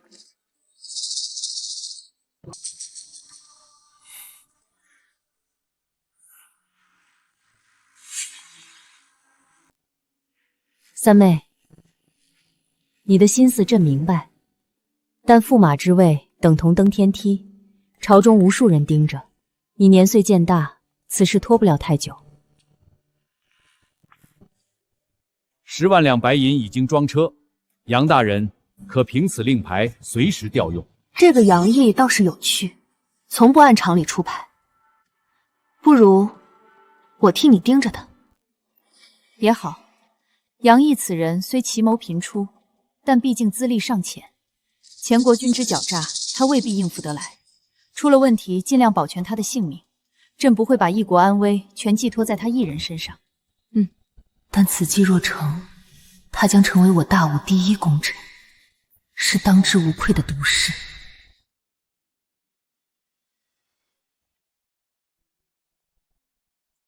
参见陛下。杨爱卿，此去前国路远，你有任何要求都可以与朕提。什么要求都可以。臣请陛下将西域进贡的那2块原矿赐给朕。朕还以为你会要。好了，去取来给他。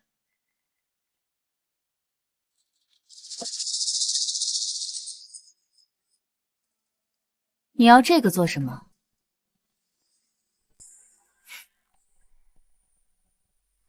公子，求您带着奴婢吧，夫人临终前可是要奴婢好生照顾您。是啊，公子，此去前国那么远，你身边总得有个知冷知热的人伺候着。要不你把老奴带着？不必，此途危机重重，有你们在身边不方便。替我好好看家，用不了太久，我就会回来。还敢回来，狂妄！刚杀了前国使臣，还敢大摇大摆送上门去？前帝的刀正愁没处落呢。若是他死在前国，倒是省了我们的事。就算他能侥幸活着回来，别忘了还有与大人您的赌约，输给您得死，筹不到1亿两也得死。老夫等着看他人头落地。我自小离京，杨毅不知我公主身份，你只把我当成普通侍卫即可，不必拆穿。是。这位将军有何指教？幻明月，此次出使前国，陛下派我同行跟随，贴身保护你。原来是女帝心腹来监视我的。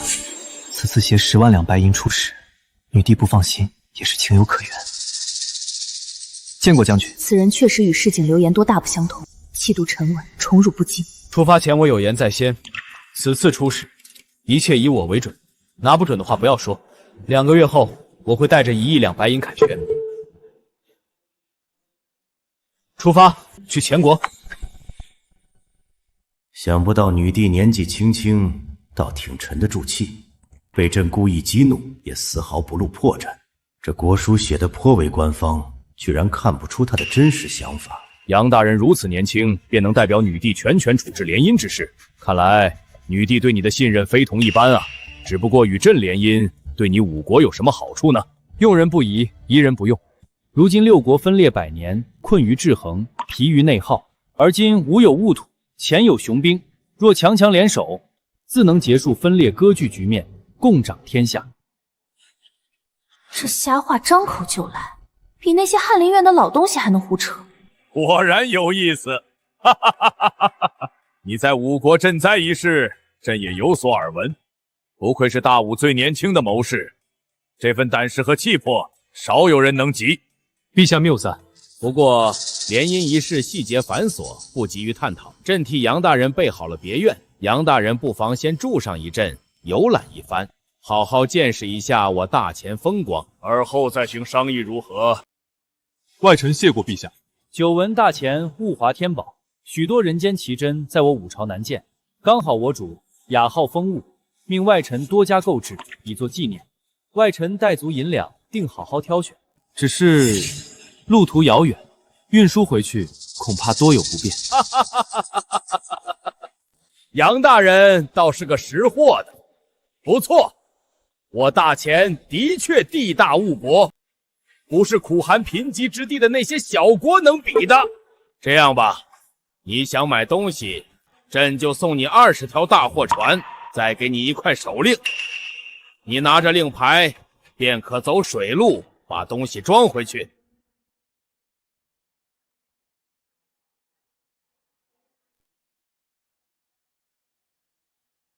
外臣谢过陛下，就此告退。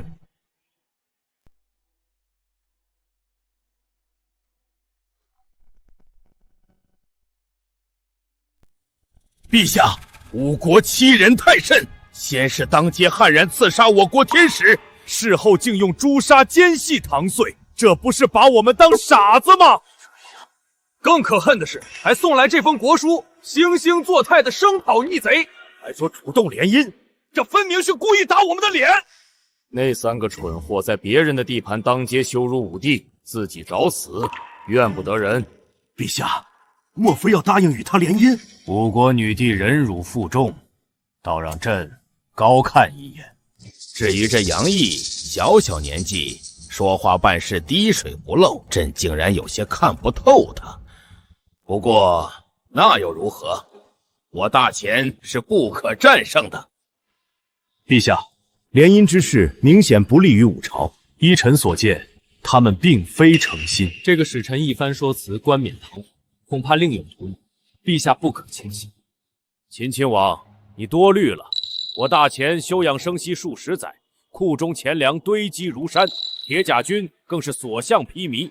他们那点小心思，不足为惧。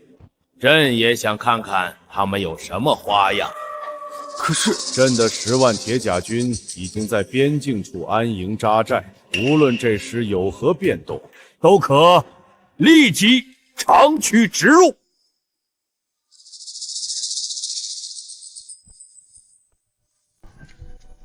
杨大人，下官有一言，不知当讲不当讲？不知道就不要讲。恕下官直言，两国邦交，岂能记一女子之身？更何况是我大武天子。若以联姻以求存续，我堂堂大国气概何在？颜面何存？那裴大人有何高见？杨大人，下官现在就可以起草奏章，怒斥前帝。就算身死，又有何惧？我大武立国100年，纵有天灾兵祸，也绝不向外族屈服。裴大人的风骨，本官敬重，所以你想以万千百姓哭事成全你一人千古清明，本官也不跟你计较。我杨毅不在乎这些虚名，只想以最小的代价拿回最好的结果。纵有骂名，我也一力承担。本官是正史，本官的决定不容置疑。看他模样，似乎胸有成竹。莫非你已有周全的计划了？那现在我们该去做什么？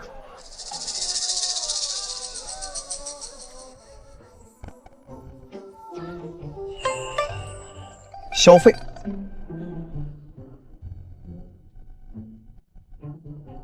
走。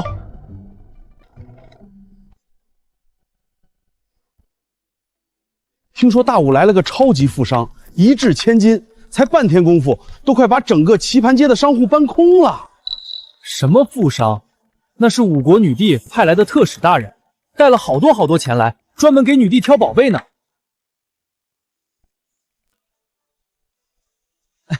贵人真是行家，我这珍宝铺里的血玉珊瑚和北岭暖玉都是1等1的好货，整个大钱都找不出更好的。送到码头装船。是，小人保证给您装的整整齐齐，都小心点儿，东西磕了碰了，我要你们脑袋！是。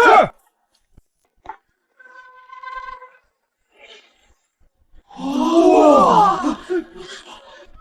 再有好货，派人去别院通知我。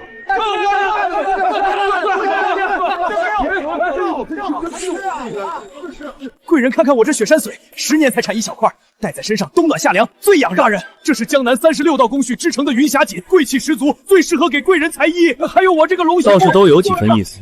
所有东西，只要是真品，我全要。全都要！我不是在做梦吧？那云霞锦1尺就要3000两，龙血木按寸算钱的，雪山笛更是无价。这位贵人好大的手笔！五国使团采买国礼，不问市价，现银交易，只要东西好，有多少我要多少。这纨绔当真是习性不改，都是些没用的物件，带来的银子哪里经得起他这么花？我要写折子上报陛下，参他一本。如今连皇烧都坐不住了，各种宝贝流水一样运到码头，被那五国使者装船运回五国。无论谁拿过去的，只要是好东西，那使者就给银子。现在全国商人都在往京城赶。只买东西，派人仔细检查过货物没有？里里外外都探查过了，并无任何夹带。他似乎就是来采买的。哼，到底是寡国小邦来的乡民，稍微见识点繁华，便忘乎所以。把港口的探子撤了吧，继续让人盯着他。朕倒要看看，他到底想干什么。是。无论你想做什么，都不过是垂死挣扎。李大人这边仅倒查3年茶盐之税，便追回60万两石银，今早已经押送入库。茶盐之税1年总数才50万两，3年竟能漏缴如此数目，大武贪腐居然严重到这种地步了。李大人素有威望，这才能快刀斩乱麻，将历年积欠的税一次性厘清。大批盐商听说国库空虚，边关告急，更是争相为陛下解囊，以表忠心。立刻拨出1半，与邻邦换成粮食，送往北境，支援镇北侯。是。反观杨探使这边，监察御史裴玉接连发回2道奏折，弹劾杨毅不但购买大量华而不实的玩物，还耗费重金结交前国的商贾权贵。不到7日，10万两白银已经挥霍了大半。有此事？别说赚1亿两白银了，陛下拨给他的10万两白银，恐怕都要血本无归。这个杨毅葫芦里到底卖的什么药？朕怎么有些看不透他？这就是那个豪掷千金的五国使臣，竟然是位少年英才，也不知婚配否？去，你那闺女都快30了，还惦记？我小侄女年方28，配大人刚刚好。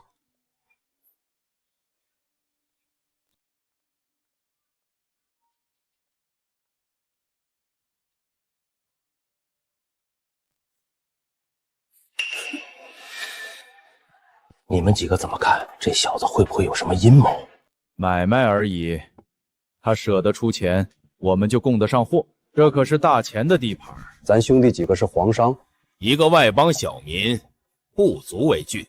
对，把好东西都给他送过去挑，谁会跟钱过不去？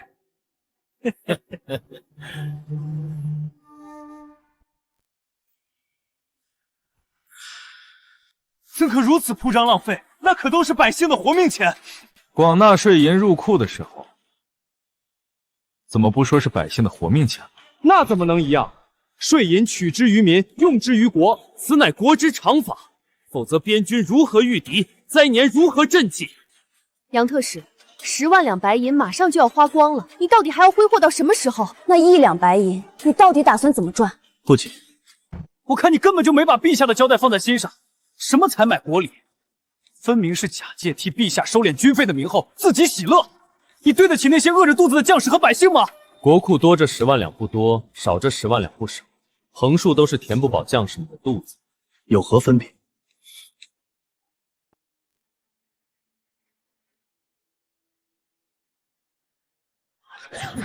明月，我有一件事要你去办。何事？我要你将这个消息圆圆的放出去。各位，即日起，我在此地摆宴3天，宴请京中所有人，权贵也好，百姓也罢，都可成为我杨毅的座上宾。我有一笔大生意要与各位谈。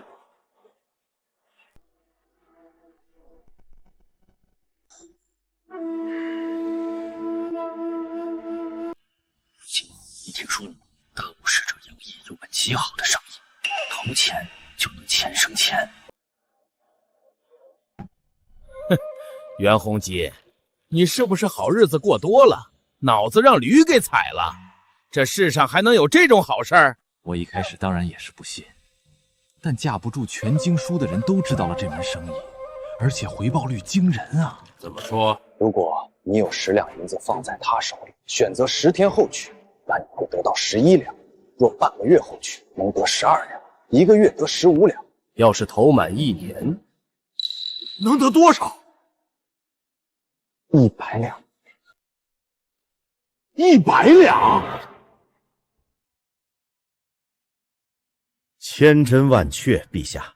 那大武使者本就出手阔绰，整船的采购货物，信誉极好。不少商家为了与他保持通商关系，都或多或少在他那里投了钱。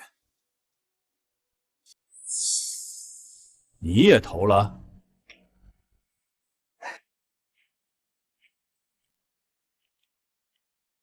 微臣也是头一次听说有这样的好事，就放了那么一点点钱。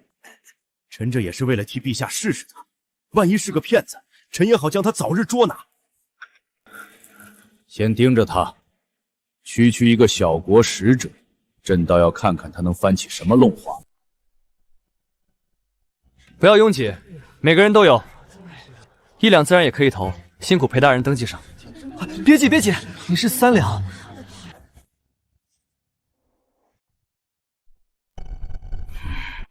从采拜摇身一变成了大商人，还在我们的地盘上做起了生意。哼，全京师就有60多万人，若每人都买点他的债券。老钱，你又急躁，他这生意我都看不清头绪，未必是长久的买卖，且观望一阵。听闻这个杨毅出手阔绰，全国的商贾都带着好货涌向京师，这对咱们来说未必是个坏消息。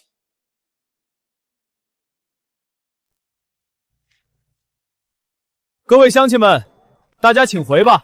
第一批债券已经全部出售完毕，10日后，请大家回到此处领取本金和利润。怎么这么少？我都排了2天了，幸好昨天我就睡在广场上没回去，万一是真的，我可就发财了。短短2日，居然有近5万两的进账，这简直是点石成金啊！不可思议，太不可思议了！只是杨大人，下官有一事不明，为何你让我以30两为界，把买主分开登记？难道你是想筛出真正的买主？因为一个普通百姓之家1年的最高收入不会超过30两，我要赚的从来不是无辜百姓的辛苦钱。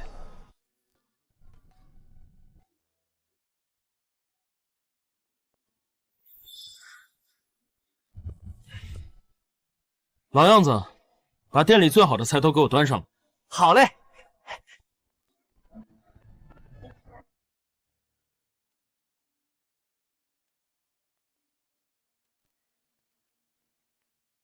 我还是不懂，前国人为何愿意用白花花的银子买你一张不值钱的票券？他们恐怕并不清楚你这债券生意到底是一门怎样的生意。莫说他们不懂，下官也搞不明白。他们不需要懂，你也一样。他们只需要知道，他们交给本官的钱能给他们变出更多的钱，这就够了。他们凭什么相信你？就这一张纸，实在看不出特异之处。他们信的不是这张纸，而是我特使的身份和兜里的银子。毕竟我挥手就能买空半条街，就算是皇商，没理由赖他们的账。既然如此，为何不乘胜追击？若持续不断的售卖下去，莫说是回本10万两，恐怕翻上一番也未必不能。区10万两，于大武来说不过杯水车薪。本官的目标也从来不是10万两。前国10万铁甲军早已在边境严阵以待，随时可以踏平我南边国门。我们必须从根本上断了他们的生路。既然如此，岂非更要加紧售卖？毕竟大人立下的军令状是2个月内筹集1亿两白银。纵然杨特使出手阔绰，但这门生意毕竟闻所未闻，而且是真金白银的投入。大多数人都是持观望态度，只有等他们看到实打实的利润后，才有可能真正出手。可是咱们的利润究竟从何而来？天机不可泄露，你要人照我的话做就是了。钱我肯定会带回去。万一出了意外呢？你这债券生意，一无地契抵押，二无货物对应，兑付全凭一纸契书，前国人真的会一直盲目购买吗？若他们产生了疑虑，你又该如何？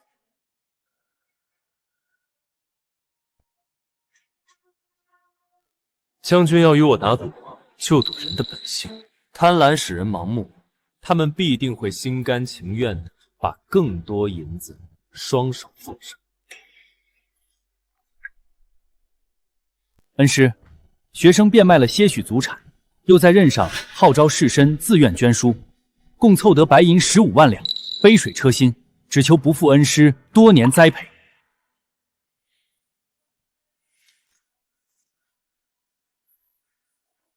下官治下的各县乡绅，听闻朝廷用兵，皆踊跃支援，将家中值钱物件换成金银与银票，共计10万两。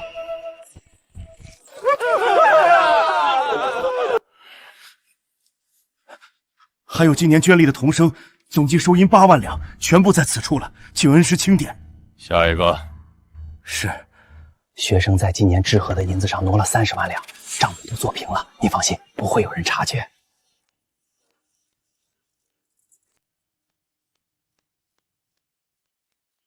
算上地契、书契以及各项珍宝银钱，总计是480万两。再加上之前倒查3年茶盐之税回收的50万两，已有530万两。这还只是都邮到一处，等2个月内清算完所有件线，恩师向陛下承诺筹结的800万两白银，必定一文不少，甚至或许会多出几倍呢。诸位拳拳报国之心，老夫皆看在眼里。非常之时，行非常之法。这些银子解的是江山社稷之危，纵有些许非议与风险，功在千秋，何拘小节？大人高义。对了，又是10日过去了，杨毅那10万两如何了？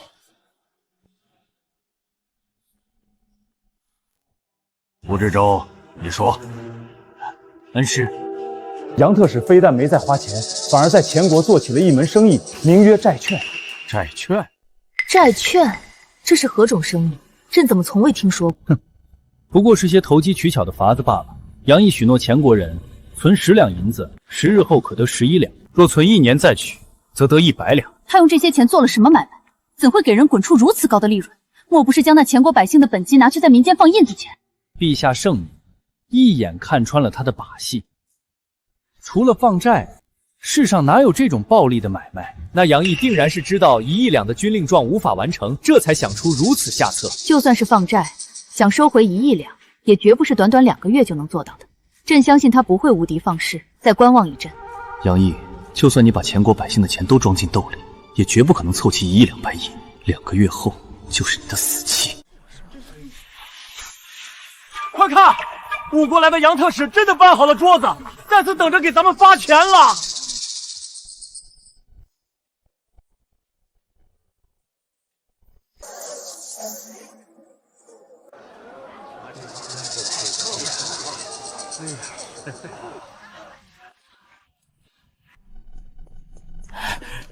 这是俺的10两债券，10日可得11两，这是你的利息和本金，收下吧。真的有1两的利润！诸位排好队，只要票券完好，每个人都有。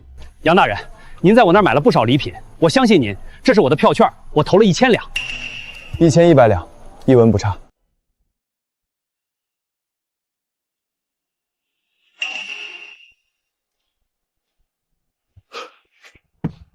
1100两，这么多钱，竟然真的给了！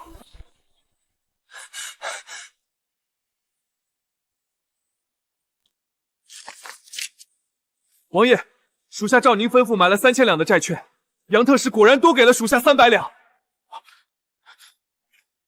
什么？这居然是真的！这吴朝来的特使果然是个人傻钱多的蠢货呀！还等什么？去取本王的钱！刚才那人拿回了1100两，足足多给了100两。我的钱也拿到了，吴国的特使大人真的会给我们银子啊！大家快买呀！大人，我这次要买450两，这是我家中全部的银票，你点点看。这位公子，我的债券1个月只能购买1次，本月你已经买过，想要再买，等下个月吧。这是为何？我有钱。请回吧，规矩就是规矩，不容更改。可是，想要赚钱的人还有很多，这种机会总要分一点给别人。想要赚得更多，就要投入更多，投入时间更久，这才是投资。请回吧。一个人只能购买1次，但我还有爹娘和兄弟啊！我现在就去让爹把棺材本拿出来，还可以卖了田地和屋子，到时候全投进去，发一笔大财。黄姐称他为智谋之士，我原以为他的谋略只针对奸邪之徒，赈灾粮合理调配是为了让真正的灾民果腹，以奇策破敌是为了守护边关城池的百姓。可如今呢，一纸檄文，数句言语，便能让众人争相追随，热诚至此。此人洞察人心、把控局势的本事，实在太过惊人。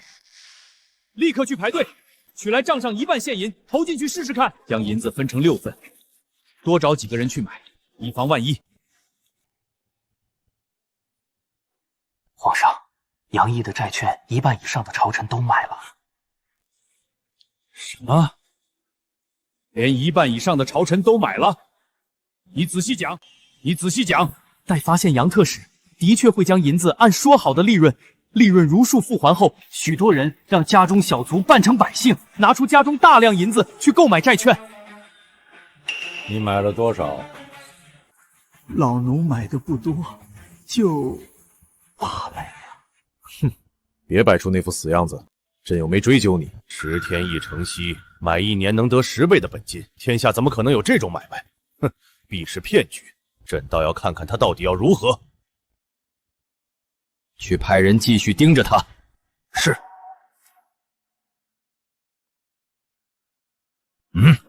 等等，你去拿10万两白银给他，买1个月。朕倒要看看，到时候他拿不拿得出本金和利润。10万两！可万一他真的跑了，在朕的眼皮子底下，他能往哪儿跑？朕的铁甲军还在边境盯着吴国呢。陛下英明。诸位，撑死胆大的，饿死胆小的。再观望下去，钱都让别人赚了，咱们可就不一定赚得到了。可是，我总觉得好像哪里不对劲。我国特使已经来大前半个月了，从来没见他回去取银子。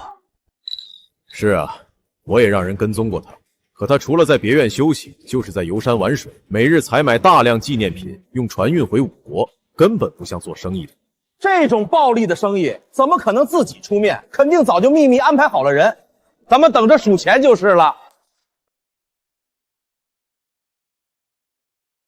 这次我要先投30万两，10天后，若他连3万两的利润都能爽快支付，那这个生意就稳了。多找几个家丁去买，别让陛下发现。此言有理。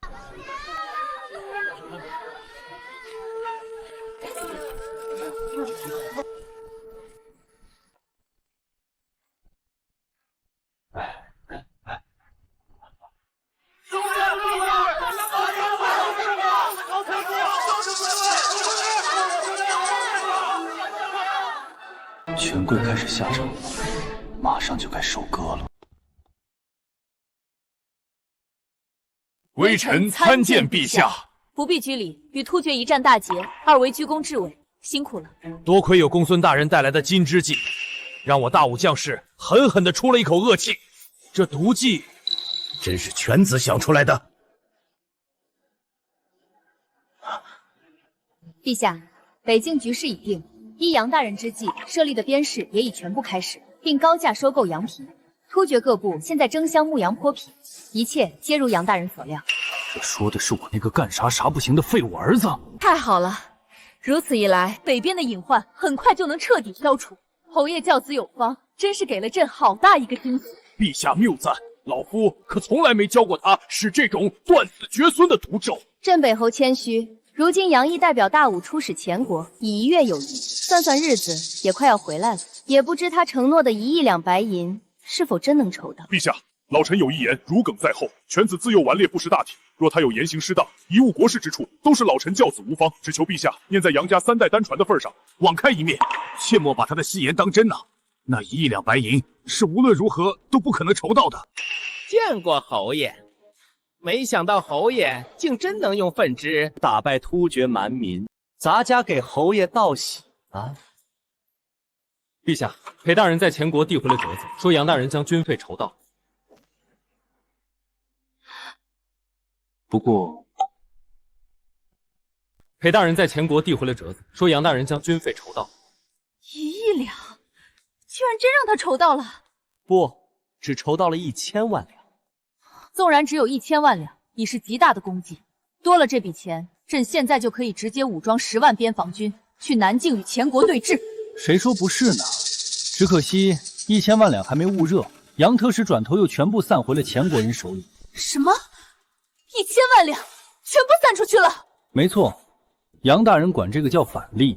这个败家子怎能做出这等弱鸡肥敌的蠢事？那可是1000万两啊！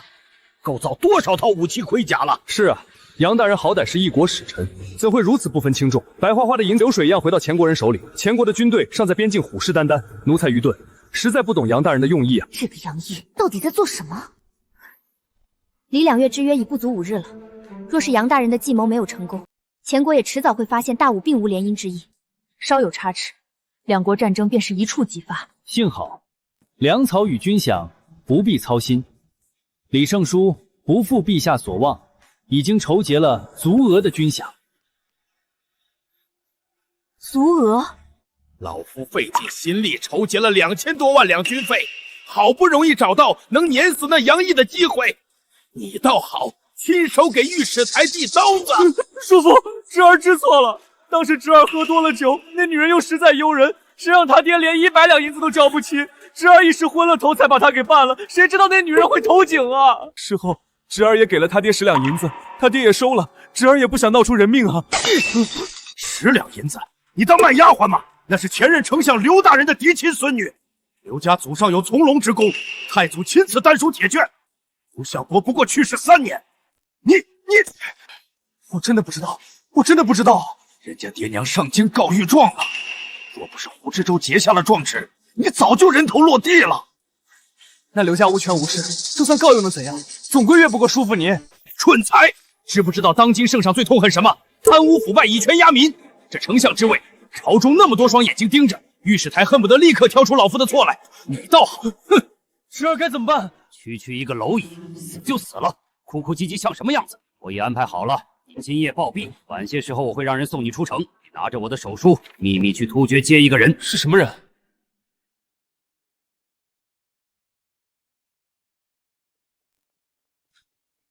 杨大人，如今只剩2日，就是回去交差的日子。可是我们账上只剩下不足2万两白银了，这该如何是好啊？急什么？不是还有2日吗？光是几个亲王就支走了咱们将近200万两的银子，皇上们掏空了更多。再这样下去，咱们可就拿不出钱来支付利润了。那时候再也不会有人来买债券，那可就完了。大人，您出发前可是与李尚书打赌，说自己会带回去1亿两白银。如今这可怎么交差？万一真的没人再来，皇姐终究是高看了他。谁说没有人？看着吧，马上就有人来给本官送钱了。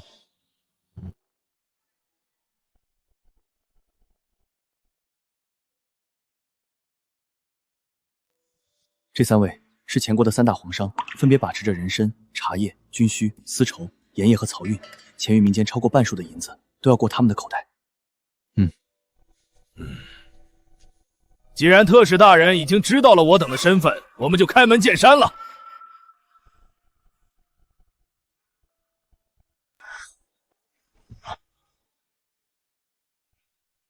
此处是10万两黄金，此外还有3000万两现银备在汇通票号，凭这枚印信随时可周取。钱老板有何条件？本官知无不言。爽快！我就愿意与您这样的人谈生意。我们可以拿出足够的银两与您交易，只是你得给我们透个底，这生意的根源究竟在何处？总得让我们这些掏了钱的人看清门道。套话的，糟了，杨大人这生意怕是要露馅了。这种事情怎么可能告诉你们？当然可以，毕竟不是什么见不得人的东西。这不是黄姐临走前赐给她的那个锦盒吗？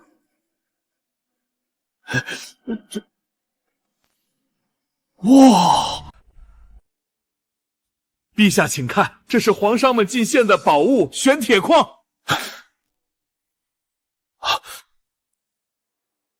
竟然真的是产自西域的玄铁矿，打制成盔甲可以刀枪不入，这么小的一块就值1万两黄金。有了它，我大钱的铁甲军将横行中原，一统6国。若不是这东西只产自西域，而通往西域之路又被武朝和其他3国合力把守着，也不至于如此稀有。父亲王，这东西他们从哪儿得来的？是那5国使者带来的。他还说，这样的东西他有的是，因为5国境内发现了一条产量巨大的玄铁矿脉。什么？中原居然也有玄铁矿脉？拥有了它，岂不是拿捏了6国的命脉？所有国家都得来找他买玄铁。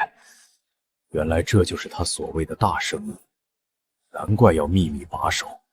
债券不过是个幌子，他需要更多的银子去加速开采矿脉，所以才会许以重利。一切都说得通了。陛下，这矿脉捏在别人手里，总归是不保险。咱们是不是应该……抢是一定要抢的。杨毅啊，杨毅，再狡猾的狐狸也躲不过猎人的圈套。你小心隐藏了这么久的矿脉位置，马上就要暴露在朕的面前了。李元首，奴才在。去开国库，给5国的杨统使送上一份大礼，就说朕对他的生意非常感兴趣，并且明日朕将大摆宴席，与他洽谈2国联姻之意。裴大人，刚才那个宫里来的公公说，里面有多少银票？足足有1亿两。杨大人，您是不是早就知道前国皇帝会来给您送钱？前帝倒是下了血本，这些银票都是真的。1亿两白银投入1个月，便是1亿5千万两。万一我们拿不出这笔钱，该如何支付前帝的利润？我们不付。收拾东西，去皇家钱庄，凭皇上的印记，将所有银票换成现银，直接装出来。我们连夜回大吴。有什么问题？杨大人，你这是欺骗，是骗局。是骗局，那又如何？他们被高回报、高利润冲昏头脑时，就该预想到会有血本无归的一天。可这些不只是前国国库里的银子，你看看这里面，有农民种了好几年粮才攒下的铜板，也有富人昼夜做工得来的碎银，你就这样拿走，良心何安？这些钱是他们心甘情愿双手奉上的，本官可从未逼迫任何人。况且，裴大人想看到这些银子充盈前国的国库，而后化作砍向我大吴百姓的刀剑吗？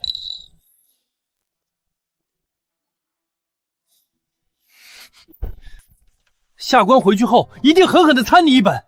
殿下，你也觉得杨大人是对的吗？裴大人心系苍生，一片赤诚，本宫佩服。可你似乎忘记了一件事，从第1天起，杨大人就将百姓的银子与商贾权贵的银子分开记录，将百姓的本金和利润如数付还后，他就再也没有收过百姓的银。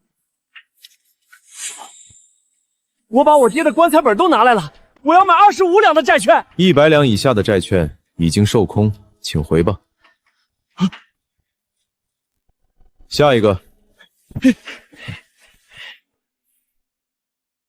先生高义，是下官浅薄了。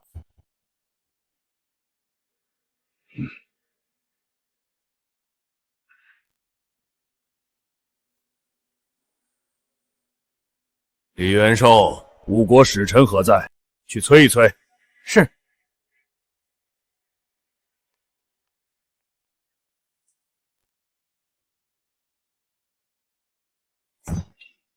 陛下亲自设宴，商讨联姻大事，此人却迟迟未至，真是不识抬举。正是，陛下与五国女帝的婚姻之事关乎国体，使者避而不见，莫非是想反悔？诸位同僚，你们为何是这般反应？就不怕他跑了吗？赵大人，稍安勿躁，他走不了，也舍不得走，毕竟他还要长长久久的与我大钱做他那债券生意呢。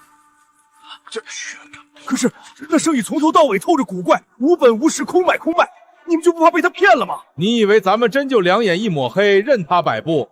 昨夜他已透了底，这利润来源于一条在中原发现的玄铁矿脉。这景象，玄铁矿脉一小块就值1万两金，哪怕是铁甲军精锐，都只是在盔甲上用了一小部分玄铁。若那生意真押上了整条矿脉，岂不是搬了座金山来担保？陛下，这种东西可不能放在五国人手里啊！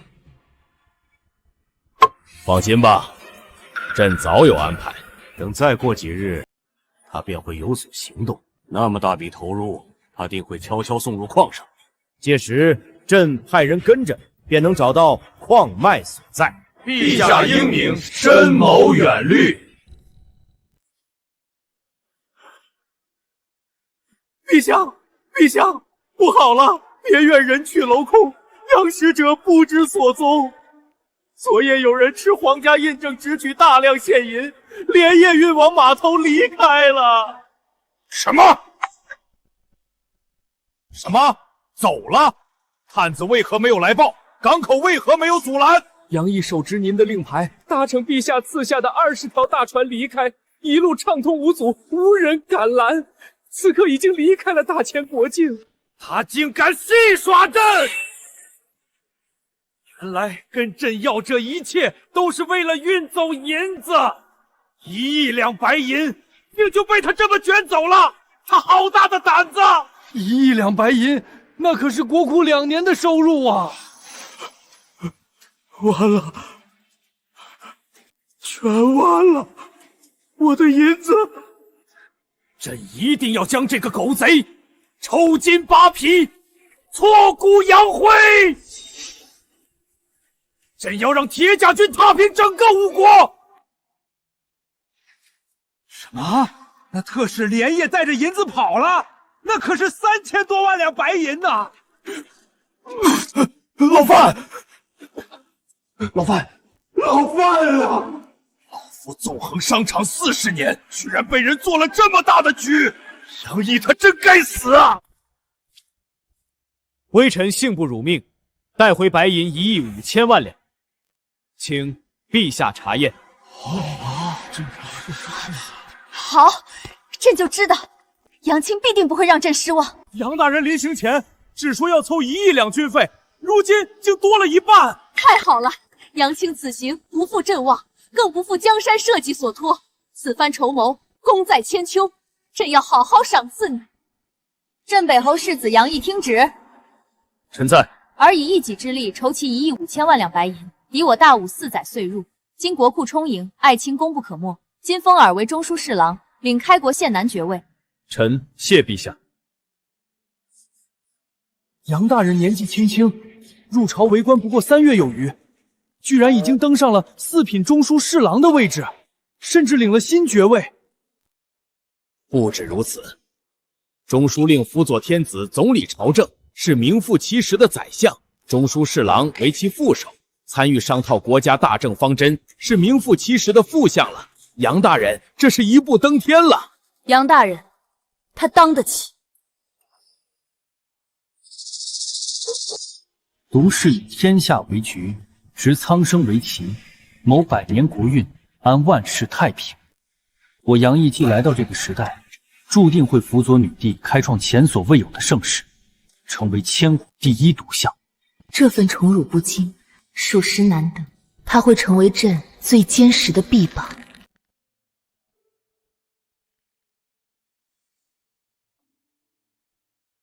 本将可记得，杨大人出使前国之前，跟李尚书打了个赌，不知各位还记不记得？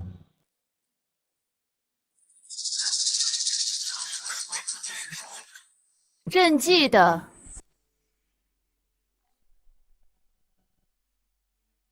本将可记得清清楚楚。你们赌的是2个月内谁筹集到的军饷更多，赌注是李大人的尚书之位，有这事儿吧？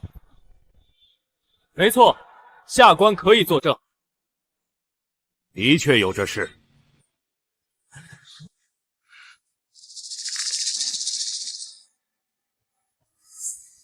李爱卿筹集了多少军饷？陛下请过目。李大人殚精竭虑，倒查税策，亲自清缴各州军屯历年积欠，2个月都没怎么合眼，实打实的替陛下追回了1600万两实银，足足比承诺的多了1倍。杨侍郎1亿5千万两，李尚书1600万两，这数额天差地别呀，这还用比吗？你离老夫远点儿！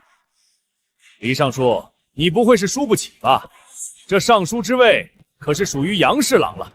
愿赌服输，杨大人若是凭借真本事赢了老夫，老夫自然无话可说；可若是弄虚作假，老臣可不服。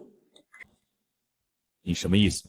裴侍郎3日前递回弹劾书，清楚地记录了当时的账目。3日前，杨毅手里只有19000两白银，短短3日，如何忽然筹起1亿余两？对不起啊，李尚书此言有理，就算是开赌场，都不可能3日赚到1亿两。老臣恳请陛下彻查库银，以防杨毅以假银充数。银子进了我户部的库房，是真是假可就由不得你了。杨毅，你死定了！大人，下官当时见您几百万的将银子撤去给那些皇商和权贵，一时气愤不过，这才犯了糊涂。现在可如何是好？无妨。皇姐，本宫可以为杨大人作证。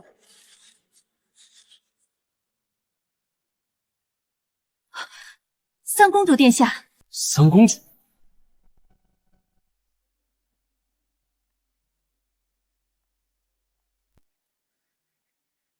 陛下指派给我的贴身护卫是三公主殿下。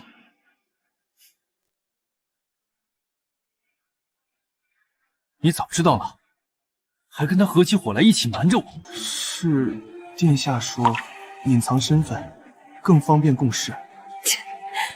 真没想到有一天能在算无一错的杨大人脸上看到这种表情。这个是前帝令牌，持之可走水路，畅通无阻。这个是皇商印信，可在前国所有钱庄支取银两。支取银两与押送庄船都是本宫亲自去办的。李大人信不过本宫，不敢。不过口说无凭，李大人有疑虑合乎情理。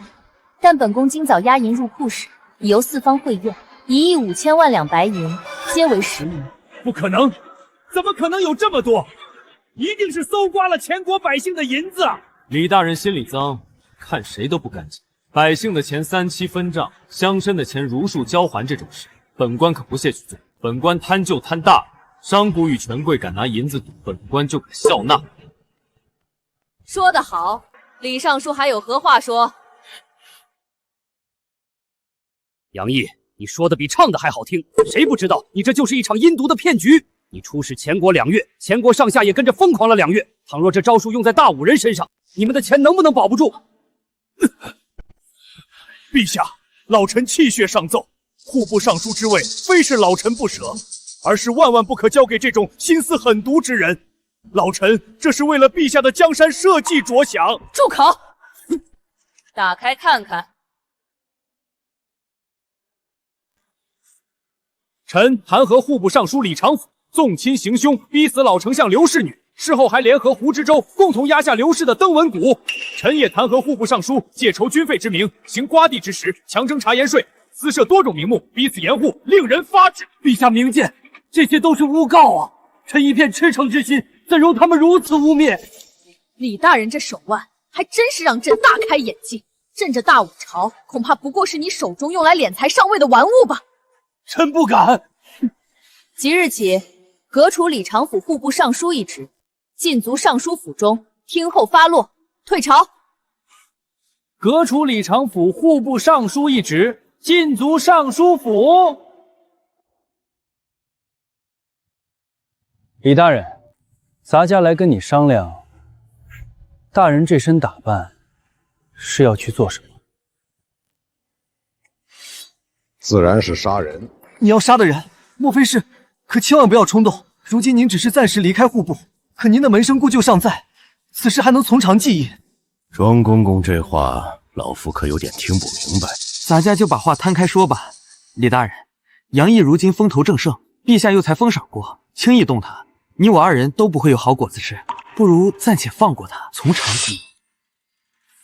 老夫也想放过他，可他不肯放过老夫啊！此人满腔毒计，若不趁早除掉，日后必成大患。李大人说的极是，这天下终究是信物，陛下眼里揉不了沙子，就算要弄死那杨毅，也要避过这阵风头。届时我锦衣卫只要随便寻个错处。那咱家今日就当什么都没看见，此事需从长计议，想个周密的法子。越周密的法子，越容易出岔子。想要动手，就得果决。咱家怎么听不懂大人的意思？先告退了。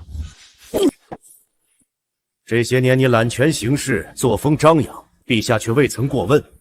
老夫早有察觉，你一直暗中留意老夫行踪，多年紧盯，今日更是刻意针对老夫。拿着这块牌子去东厂，就说庄公公突发不适，由老夫暂代相关事宜。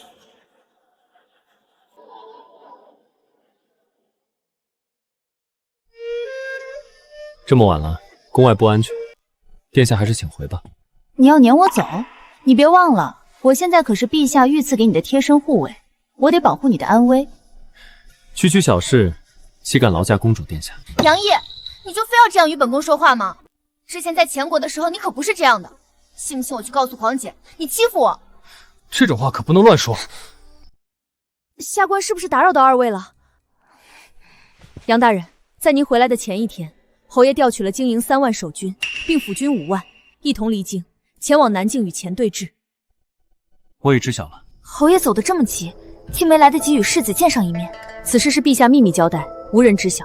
前国银库遭受重创，前帝狗急跳墙，欲对我大武不利，拖下去恐生变数。下官过来也是为了知会杨大人一声。来都来了，就一起坐下喝杯茶吧。今日杨府会有一场好戏。好戏？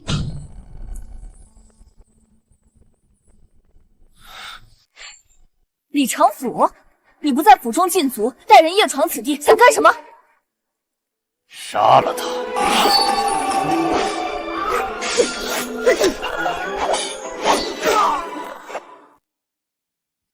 殿下，你带杨大人先走，我来断后。你一个人如何挡住这么多？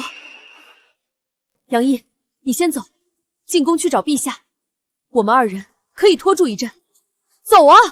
本宫是公主，他们不敢把本宫怎样。不必走了，李大人既然现身，恐怕不会给我留下离开的路。不愧是女帝身边最强的谋士，不错。老夫年少时也是武将出身，可从来不会打无把握的仗。500人手早已围死这里，今夜别说是人，就是麻雀也别想飞出去。李长甫，你在京城擅调人手，图谋不轨，真以为能瞒天过海？等天一亮，京城守军与巡防营便会全城搜捕，你才是插翅难逃。二位不必再虚张声势了。镇北侯秘密出征，京中所有能调动的兵马早已被一并带走。老夫的眼线遍布京城，女帝的小动作可瞒不过我。你针对本宫，可就是诛九族的大罪。现在立刻撤退，本宫会向陛下求情。既然选择动手，老夫早已将生死置之度外，处置了你们，老夫自有办法全身而退。而你们今天都走不了。看来李大人今日吃定我了。难不成杨大人此刻还有计策在等着老夫？越复杂的计谋环节越多，环节多就意味着容易出问题。李大人是聪明人，懂得把握时机，出手果决。老夫是打心底里欣赏杨大人，可惜你选错了阵营，从一开始你就不该与老夫对着干。拿下！外面的人呢？赶紧给老夫过来！大人，外面突然出现了一支1000人纵队，外围人手全都悉数被制服了。什么？不可能！这怎么可能？你哪来的人？大人，所有叛党皆已伏诛。很好，下去吧。是。你到底是什么时候开始布局的？本官早就知道你会铤而走险，回京路上就在防着你了。这就是我在这个世界的父亲，来了这么久，还是第一次见到他。杨毅，过来！好小子，不愧是我杨远的儿子，有点你爹的影子了。爹，从前国回来了。好了，废话不多说，你来找我肯定有正事儿，说吧，有什么爹能帮你的？回京途中你去见了镇北侯，我怎么不知道？好啊，不愧是大武第一毒士，果然谋略过人。这一局，老夫承认是被你算计到了。那就乖乖束手就擒吧。你们不会以为老夫真的输了吧？你能杀几个人？能杀得完1000人的纵队吗？外面的人听着，别白费力气了。过了今天，金轮殿上坐着的人也该换一换了。前太子武元启已至京中，奉先帝遗诏，继任新皇。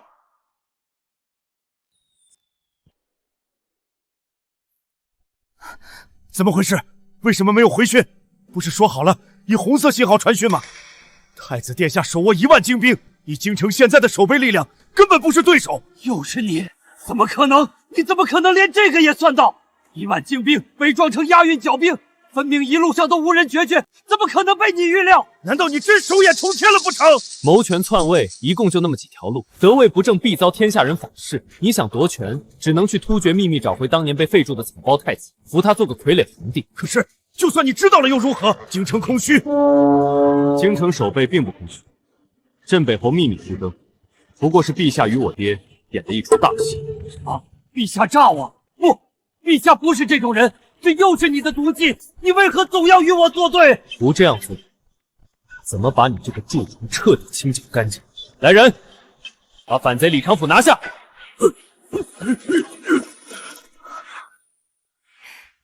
杨大人深谋远虑，算无疑决，婉儿佩服。你到底还有多少事瞒着我？这次真的出征了，陛下就在京中等待臣凯旋的好消息吧。想不到你小子才20出头的年纪，都已经坐上宰相之位了，还压你老子一头。好好干，多替陛下分忧。父亲放心。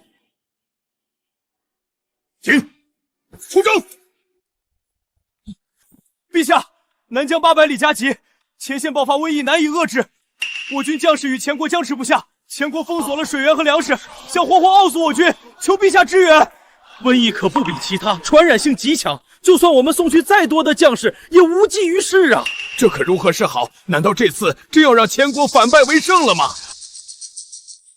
陛下不必惊慌，臣有一计。陛下不可！毒相这招，恐怕又是毒计。